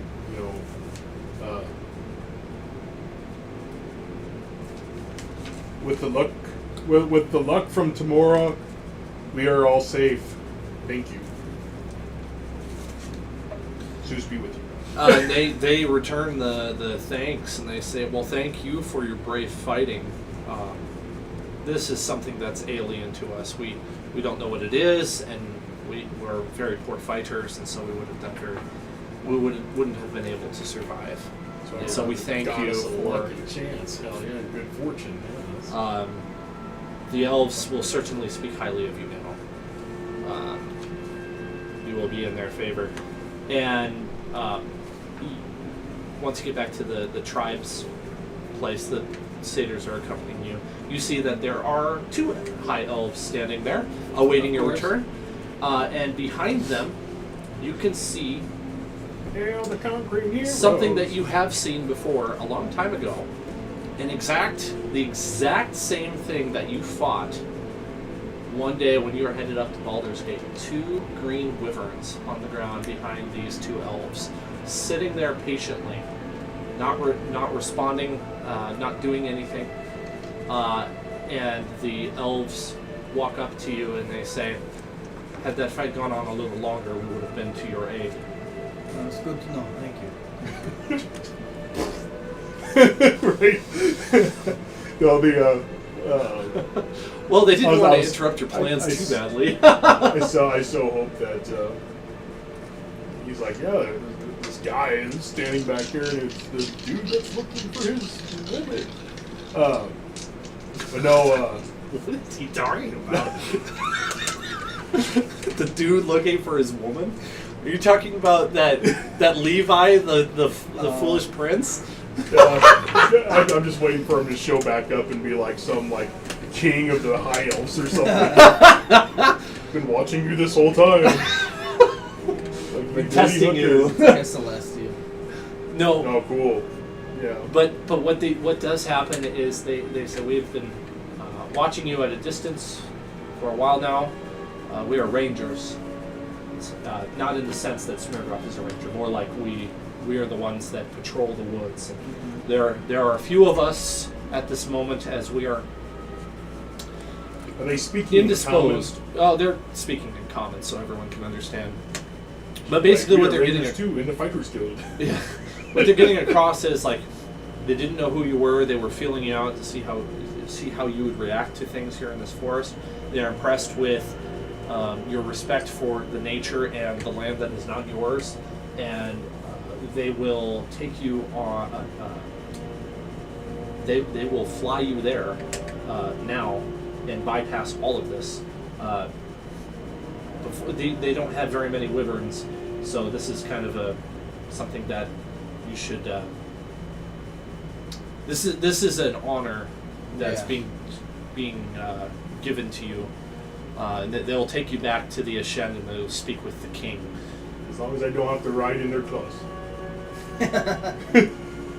Because there's 3 of us and 2 wyverns. There should be enough room. We will definitely take that offer. Realizing Just that because I'm small does not mean I get to ride in the clothes. I can't remember the name of the king. Hang on a second. Do you accept? Yeah. Okay. Bomb is So bomb. there was nothing there was nothing that we could take off that corpse. No, No, but we got enough XP for it. Oh yeah. Yeah. Oh yeah. That's awesome. That's a big Okay. hit on XP. I'm gonna take that name that I used for the error that was that I had made because I had forgotten, and make that the king's name. Solution. Okay. That means I need to remember the name of him. Faladwen.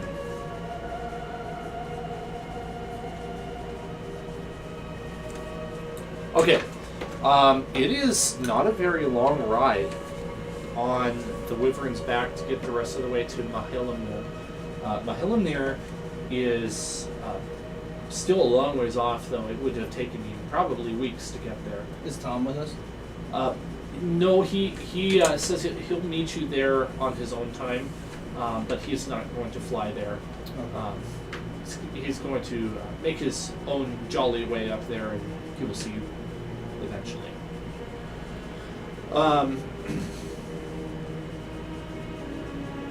Now, okay, so that's the wrong sheet. Okay, let me fill you in on some of the context of this, and then as this is like your destination that you've been seeking this whole time. So I'm going to pour a lot more effort into Mahilimnir than I have to the previous factions that you've run across, where I've just basically given you some brief context.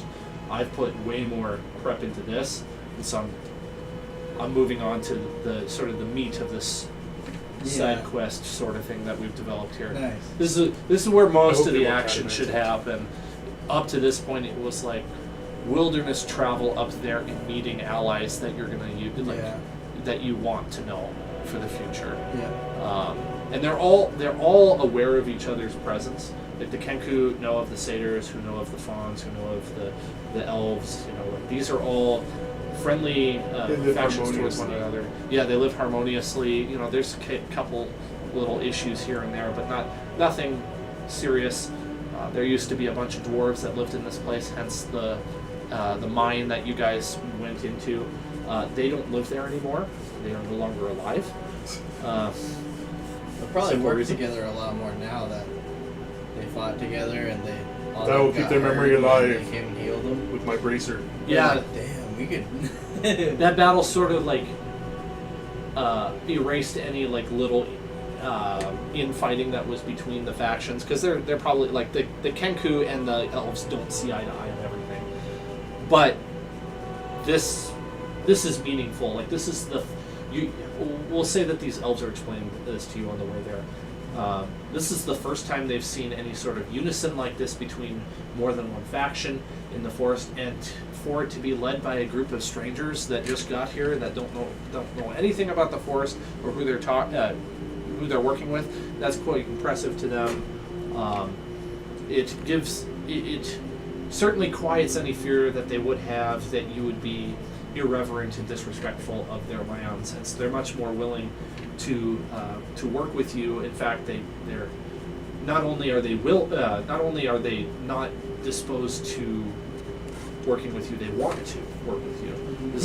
So you've made a good impression, especially a dwarf. Especially for a dwarf, like they're not usually friendly towards dwarfs. They're not unfriendly. I'm not towards usually you. friendly towards elves. We've been traveling with 2 of them. Right. That helps your chances a little bit. But they are going to lay out some ground rules for you. You'll be respectful when speaking to the king. The king is named Matthean. Matthean is a wise and royal figure, advanced in age. He commands respect. And in this case, respect would be you kind of watch what you say when you're talking with him. You kind of... Does he like to be called Your Majesty? He does like that. You want to use like the jargon you would use if speaking to a real king here. Imagine you go to the White House and you get to speak to the president. It's not going to go well if you constantly interrupt him, if you say things that are kind of like not well thought out, or make crude or crass jokes. That sort of thing is going to turn him off from being kind to you really quickly, and he's going to say, "Get out of here." So you want to be on your best behavior. Kind of like etiquette is important because they do take this very seriously. On the other hand, though, they're not going to expect that you're going to be like lords because of We are a very your career choice. Yeah, we are a very rambunctious. We travel on the road. We're not very. He's up in the etiquette. He's going to be understanding of that, and so he's not going to hold you to a standard that you can't keep. Right. But he's going to expect you to not. You don't. No king pointy ear. Yeah, none of that. Yeah, you get it. I heard you lost your hair. Yeah, none of those jokes, right? Like that's not going to go well because it's a sensitive subject to him. He lost his son, Yes. I heard you lost your hair. So, in fact, it's probably best if you don't bring up the whole missing heir thing until somebody else mentions it because it's a sore spot. This is. I was going to bring it up, but I was going to bring it up in a condolences manner. That would be fine. Yeah. Yes. Condolences for We're your just lost talking about hair. what not to say. In fact, For your lost hair. they're gonna have as someone who's something of an ambassador kind of with you to sort of help the communication here because they have the dwarf meant to say. Your Majesty. Yes, definitely like that. Like you insult him. What the dwarf meant to say is that he really enjoys. He likes your piercings on your ears. The dwarf is honored to be in your presence, and his condolences for your loss. You only have a brief audience with him, and you can only see him when he calls for you. This is sort of like the. I don't know if you're familiar with the Book of Esther. In Babylon, this is like a true story. Like, if you went before the king without being summoned, he would kill you. You would be executed if you went before the king without being summoned by the king. Even guards would be. So that kind of applies here. So maybe not execute, but more like exile. They're like, nope, you're gone, out of the forest. Yeah. If we ever see you, you're going to be driven out, and if we ever see you again, we'll kill you. That sort of thing. Like they take it very seriously. These are proud people. Look at me and be like, that dwarf is now my jester. He's hilarious. They really distrust outsiders. They believe that they are the only ones who can really understand the true essence of this place. And they see other races as inferior and often will refuse to interact with them unless absolutely necessary. So they're making they're kind of breaking their own ways by befriending you here.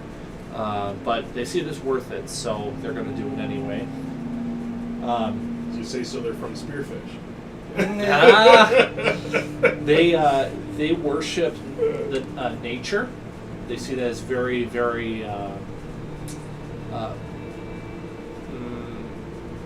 It's a big part of their It's like their livelihood. almost. Yeah, they are extremely religious in their protection and their adoration of nature. They have some very old customs and traditions that they follow, and so these are things that you will get exposed to, and it's a great honor to be exposed to those.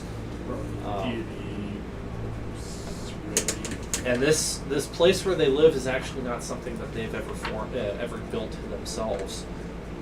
Ironically, this is a place that was left behind by an ancient giant race that no longer dwells in the forest, and they have made a home of it. And as he's explaining this to you, you can now giant see race it. that took out the civilization. Might be.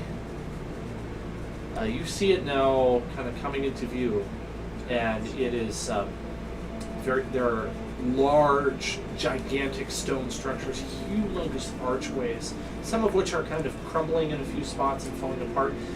Massive blocks that no human or elf could ever move. It's very clear that they could not have erected this place without magic if they had done it. But it clearly it predates them by a considerable amount of time.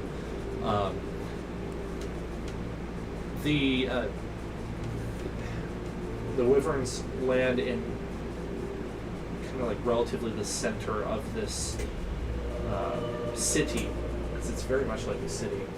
The trees are also exceedingly tall, with structures that the elves have erected to go up in there, and then they do live in the trees a little bit as well. Everything is lit with lanterns that shine a blue light that seems to come from some sort of magical source. This place is serene, to say the least. I think I have some music I was going to play for you. Oh, no, I don't. That's right. Okay, so the wyverns land, and from what you've heard, these elves have a relationship with wyverns, but you only see the two.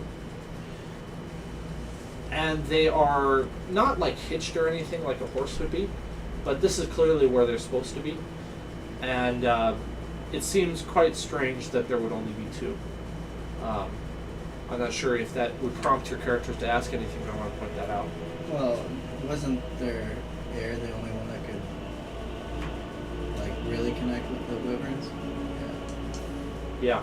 So I would just kind of assume that would have a really big impact on why there's not one. It does.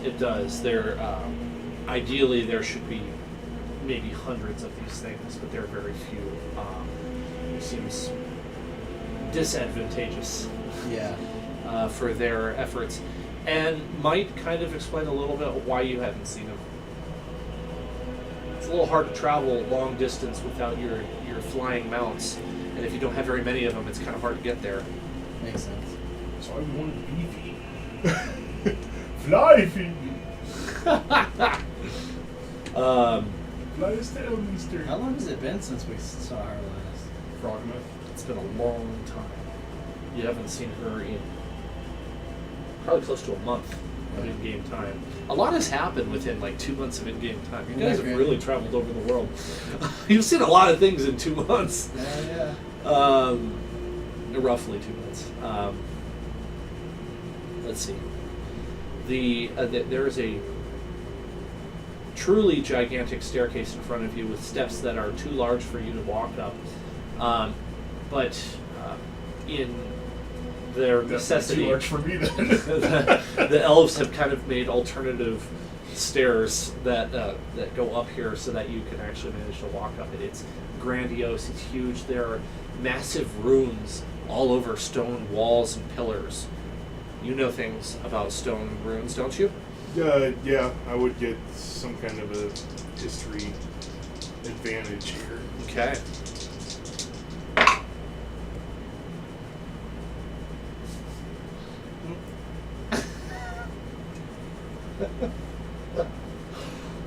History, religion. Hold on a second. 62. That's a reasonable roll. Mm-hmm.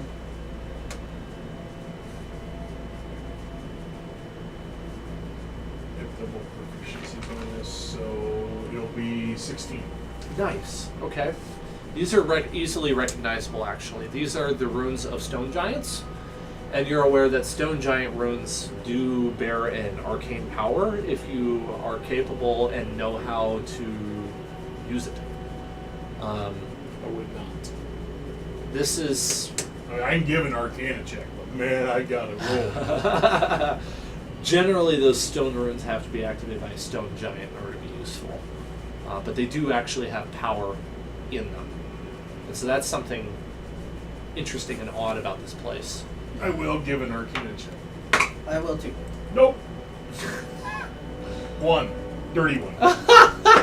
Dirty one. So roll a 4. 10. On the odd chance, I mean, I got a 5% chance to get a 20. Well, Terran probably you're not confident that you'd be able to do anything with it, Doothmare. You're looking at it. You're like, Well, I can say just- these are stone symbols from the stone giants. Yeah. That hold potential power. Say that maybe you like touch or feel the runes, so if you trace it with your fingers, and you can feel something, but you know that it's sort of the magic is almost like hibernating, Yeah. waiting to truly be activated. Yeah, it's powerful, but it's not doing anything right now. Yeah. What kind of language history would you maybe have, like understanding of language history? Would either of you have? Not very good. No, I know Dwarvish and Common. I mean, that's I know. yes. My intelligence would not allow me to know more than that. I mean, Sylvan, Draconic, and Elven, and then Common. So I know 4 different languages. Okay. So I No feel giant. Okay. Yeah, no giant. All right. Well, your guides, What's two who the brought goal? you here, do gesture towards the ruins, and they say, we have been unsuccessful in translating these. They seem to be an ancient dialect of some sort. We cannot understand it.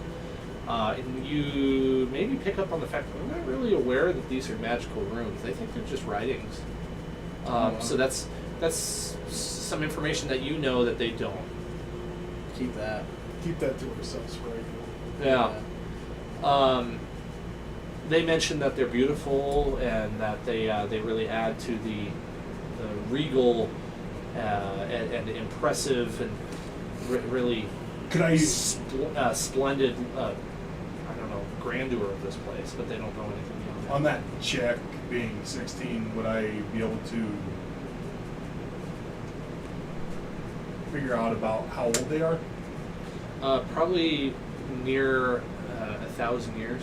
Okay. So yeah, I can write that one down. For craftsmen worked 1,000 years ago, they've held up well. That is amazing. Are all of you dwarves that good at reading stone? We live in the mountains. That answers that question. They slowly go up these stairs, which go for probably a quarter mile or so. It's really long. It's ascending up to basically what would have been a mountaintop to you. To stone giants, it's like a hill. And they just carved all this out of the side of the hill and moved all that dirt, just carved the stones into steps, and then there's a massive throne up top that's underneath an archway and a large ornate roof with pillars that hold it up, and it's in really good shape because it's so big. It would take a sizable earthquake or something of that nature to bring it down. So it really hasn't experienced a whole lot of wear, unlike the stuff lower down like that archway. Yeah. As you're going up, you can see, and what you can't see, they tell you about, that there are a lot of different rooms here in Mahilnir. You have the grand canopy, of the tall trees. That's where they hold ceremonies and gatherings. You have the root chambers, which are large rooms carved into the roots of the ancient trees. You have the bark libraries, the vine dwellings, the stone sanctuaries. Then they have these crystal pools that they use for healing. They have gardens, great gardens, and then they have what they call the Whispering Glades, and this is where they go and they talk with the spirits that they worship. There's a lot to experience and discover in this place. They mentioned to you that not far from here is Wyvern's Rest, where all of their Wyvern allies dwell, but they have not been. It's not been easy to communicate with them since they lost the air. Yeah. Finally, they bring you to the top, and seated upon that massive throne is, by comparison, an absolutely minuscule person. But to you, he is the same size as you, and that is the king, Matthean. I wish of we had Aschen. Tom Domadil here right now because he's a bard, and he would be the best person right now to introduce us in fashion and stuff. He would be, wouldn't he? My lord, the slayer of flesh, of the Flesh and metal. flesh octopus thing, the saver of dryads. The nimble. Oh, The I lover was of the just ends. mentioning Nimble, right? But that's not what it is. Though. Our well, champion. the guides stand in front of you, somewhat not side to side, shoulder by shoulder, but one stands in front of the other, almost like there's some sort of a hierarchy going here, and the other one kind of stands behind it, slightly off to the side, and the one in front, who's clearly of a higher rank, bows and like the other one, like gestures follow and bows as well. And you're supposed to get down on one knee and stay on one knee, bowing until you're bid to stand again. I'll do it. Okay? Yeah, I'll do it. It goes against every fiber of his being, but he's gonna do it. I feel like it's a respect thing. If he's earned it like that, then might as well pay it. Rise. What do you make He of says it. Yeah. And everybody rises, and you Oh, my just I got chain hell on, man. Shit's heavy. the king gazes, with an interested expression on his face at you. Who is it that you have brought before me? And then the one in charge says, these three here, gesturing to you, are the ones that have brought down the giant Tripodias. Kenku nightmare. You hear a gasp from the royal court that's in this place. Just kind of like that, a little bit under their breath. It's kind of difficult to hear, and eyes go wide. The king's expression doesn't change. How do you know this to be true? My liege, I witnessed it with my own eyes. Well, we keep late for the party. Silence for a little bit while the king thinks, and he says, tell me, how have you done this? Well, we gathered many allies on the road. There's strangers in this land, but we found a lot of allies, so they helped us. And how come you by these allies? Traveling. Just traveling on the road. And spending time with them. Yes, it is a normal occurrence, I am sure, for people to wander through a part of the land they do not know and immediately find friends. Tell me, what makes you so special?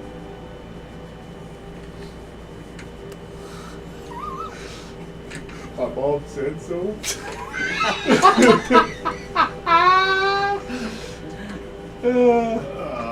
You better not say that out loud.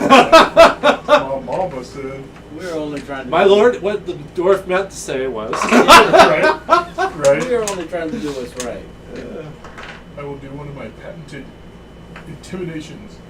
As he asks that question, the one in front of you answers the question for you. And he says, "My lord, these three are of a kind and courageous heart. It is clear that they mean well and do not disrespect our lands. It has been told to me by not only the Kenku, but the satyrs, and also that fond bard that continues to run around these lands. I don't know what to say. And the tree That weird guy with the lute.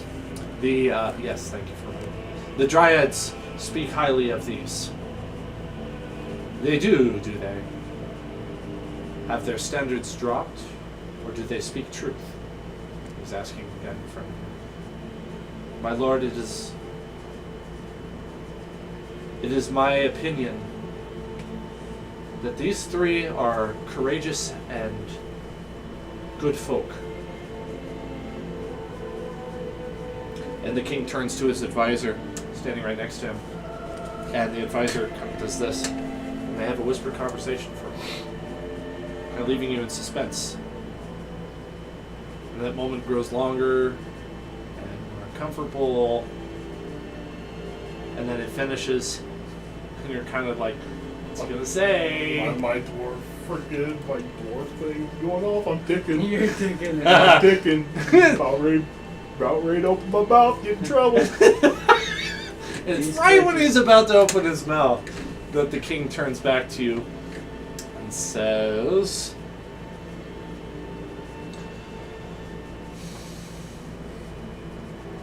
"My trusted advisors and kinsfolk tell me that you are to be trusted. So I will trust you." About ready to say, you want your hair back or not? It's a fucking day. Your Majesty, we are very willing to help you find your heir. A slightly more surprised look on the court. Whoa, you breached that topic. He found it? I already forgot that was a touchy topic. And the king says, "You are well educated of what goes on in these woods. Tell me, how did you know that I was missing my son?" Like I said, we made a lot of friends with basically everyone else that lives in this forest. The dryad that we saved is the one that told us about the air, wasn't No, it? Tom did. Or was it? Yeah, because we met Tom a while ago. And Was it Bomb? It might have been both. I'm having trouble remembering myself. It's not super important who. It Yeah. was one of them. Yeah. And your characters would know well enough. yeah, That lute friggin' playing fool is the one that told us.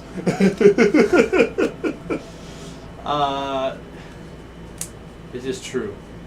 My son Philadwin was stolen away when he was a child, not a young child. It was, you remember, and elves live a long time.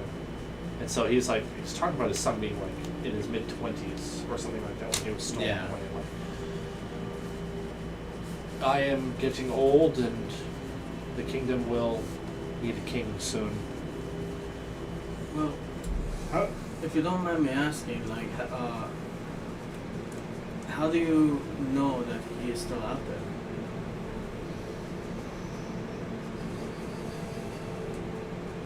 It is not so much that I know as much as that I desperately need him to be alive. Do you have any leads? how long has he been missing? I know this. He has been missing for nearly 20 years now. He was stolen on one of his walks, just not far from Wyvern's Rest. It'd still be young. So that sort of takes that theory out. Well, we are very interested in helping you look. If you can assist us in any way, we're much obliged. We I would be obliged to you if you found my son.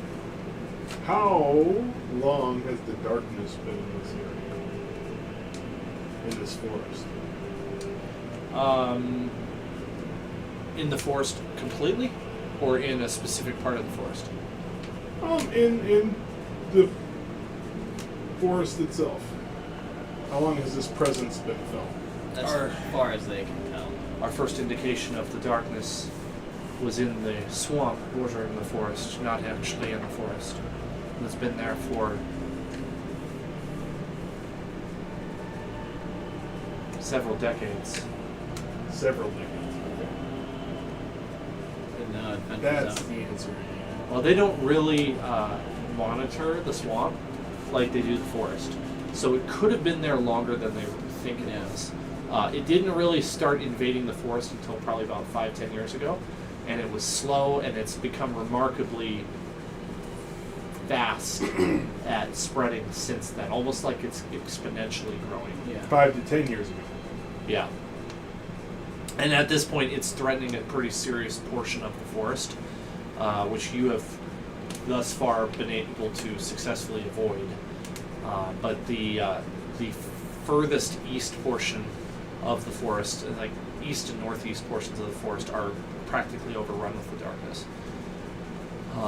And this is threatening their entire livelihood, and their prayers to their spirits are not really being super fruitful in this area. It's almost as if their spirits are not really capable of handling the threat, and so something needs to change. Who do you think is responsible for the kidnapping of your child?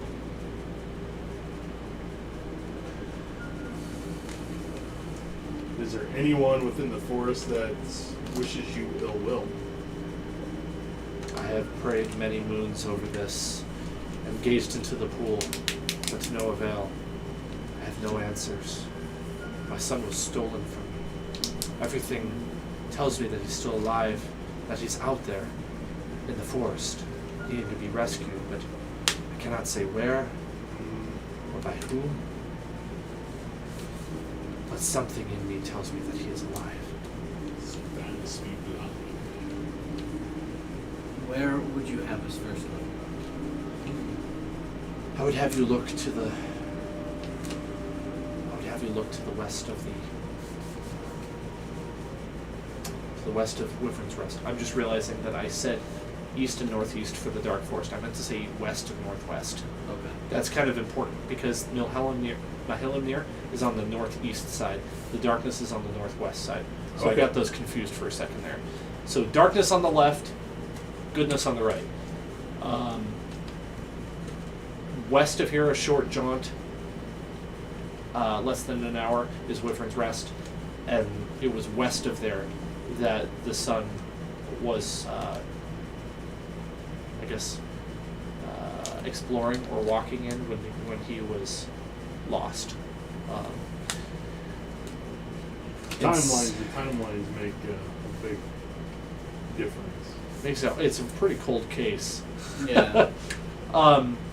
Truth of the matter is, I haven't fully developed the initial clues to finding him because I had considered I was going to shoehorn in one today, but the opportunity didn't arise like I had hoped. So I'm going to rework that a little bit so it's more natural and it's less forced. So I'll have to have that ready for next time. It's one of those things, so like,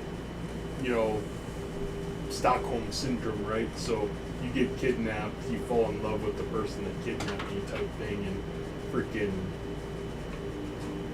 you attack what you once were. So therefore it's like one of those things where it's like, when did this happen? Why did this happen? How long has this been going on? Darkness encroaching 5 to 10 years. For 5 to 10 years into the forest means that his son was captured 10 years before this happened. So is this something that he got captured, he ended up joining the cult, and now he's seeking revenge on his father? That's what we're here to find out.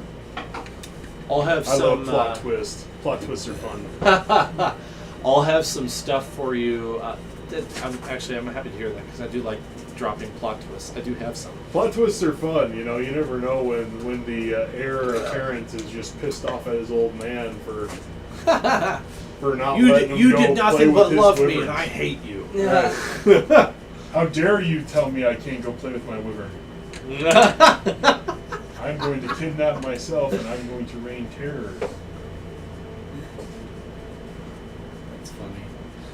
I like how you think. Hey, there's always something that could be had.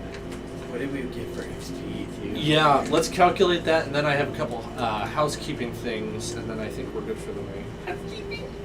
Housekeeping, you want me? 1,800, or sorry. No, I said that wrong. 1,850 experience per person. What does that bring us to?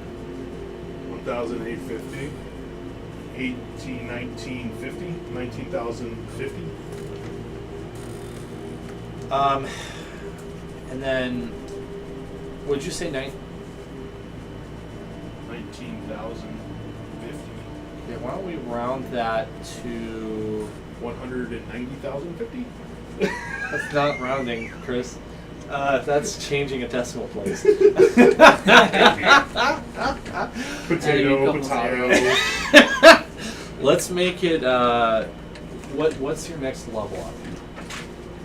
Seven, Will isn't take it? us to 7. And that's, I think, 24,000. 23,000. So let's make this 20,000 for you. Okay, just round it to 20. Yep, make it 20,000. Yeah, 23. So, you're not very far from level 7. I just want you to level in a relatively appropriate manner for what I have planned. Okay. So there's going to be quite a few potential quests and lots of really good loot or treasure or rewards for doing things for this king.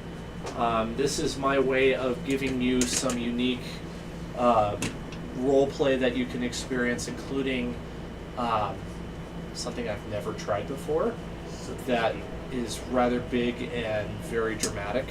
And you kind of tested today for me a little bit of how it might work out. We'll see how that goes. So kind of now we're like trying to gain information and go on these side quests for the king to figure out. That's what I'm getting at. Yeah. And the opportunity for your characters to become powerful is going to grow in magnitude significantly from this point onward.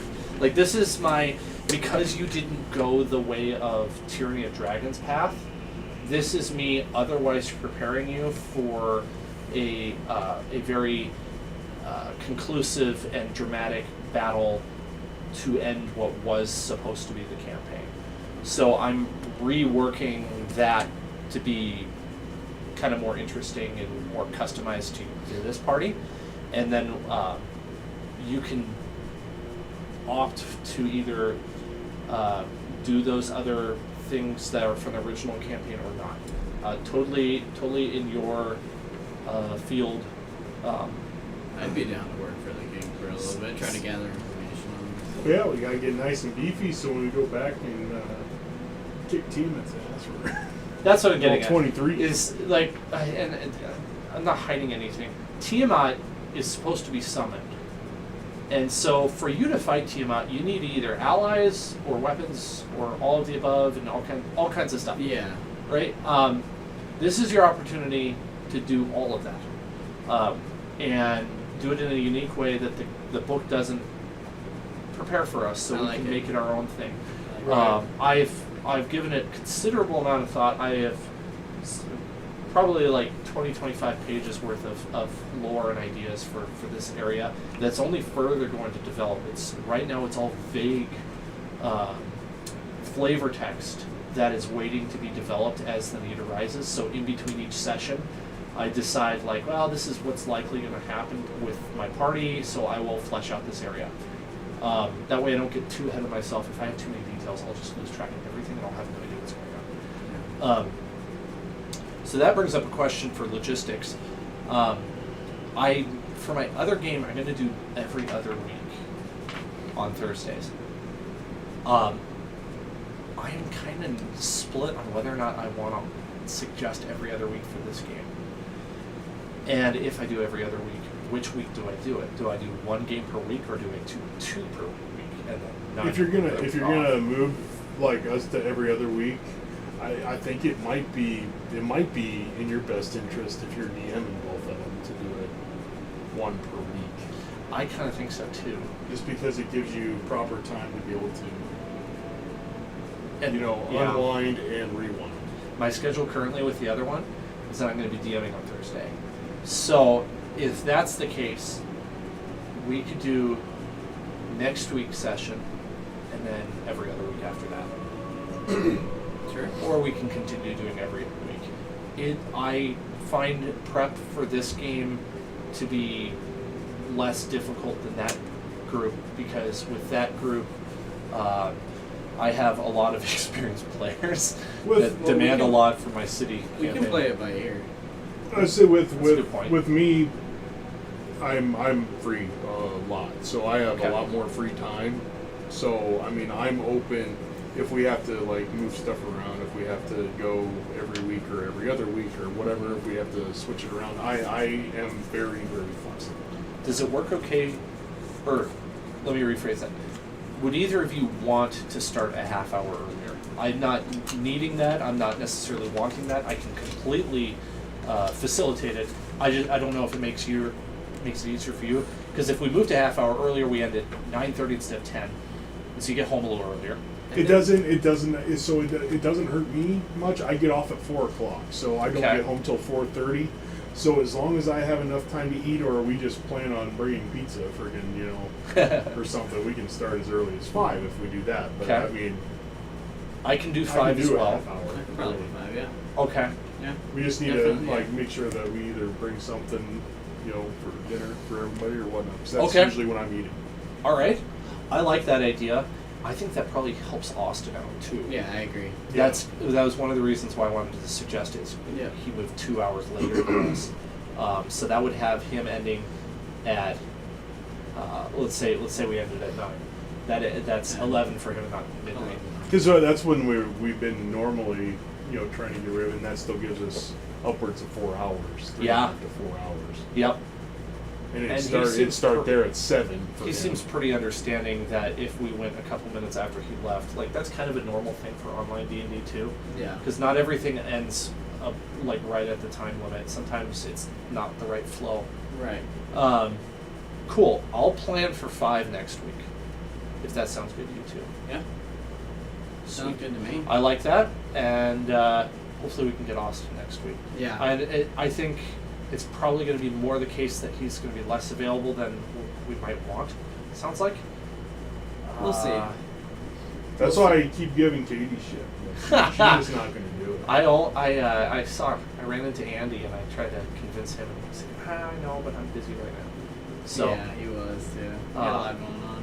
I get a lot of fun spells once I hit level 7. I get my level 4 spells. I get my first wizard level. oh, nice. Yeah, that's kind of why. I get banishment, which is one of the ones I like. I like messing with. You attempt to send one creature that you can see within range. To Oh my another plane of goodness. existence. Zach had that, and he banished. Not only did he banish a beholder, but he banished a homebrew like level 16 monster that I had created that was supposed to destroy their ship as they were floating across the ocean. He banished it in one roll. Wow. To the plane of water. The target must succeed on a charisma saving throw or be banished. If the target is native to the plane of existence you're on, you banish the target to a harmless demi-plane While there, the target is incapacitated. The target's while there, the target remains there until the spell ends. At which point the target reappears in the space it left or in the nearest unoccupied space. If the target is native to the plane of existence, then the one you're currently on, the target is banished with the faint popping noise, returning to its home plane. If the spell ends before 1 minute has passed, the target reappears in the space that it left or the nearest unoccupied space. So what If happens? that space is unoccupied, otherwise the target does not return. So I can pop something, and if the thing that I'm banishing banishes to its own plane of existence, it's gone. I got so they were in doing ocean adventures, and they accidentally sailed into a giant jellyfish, a gargantuan one. That I was using a giant squid as kind of roughly the staff lock, and it stopped the ship, and so Zach banished it, and the ship kept moving, and then a minute later, it comes back, pop, right in the same spot, and its tentacles got caught in the rudder, and it broke the rudder off, and so their ship was rudderless for a little while, just kind of being pushed by the wind, and Oh my God. that was fun. That's I'll funny. say that's just one of those fun things. You run into something from another world, you banish it to a demi plane, and it could be banished indefinitely.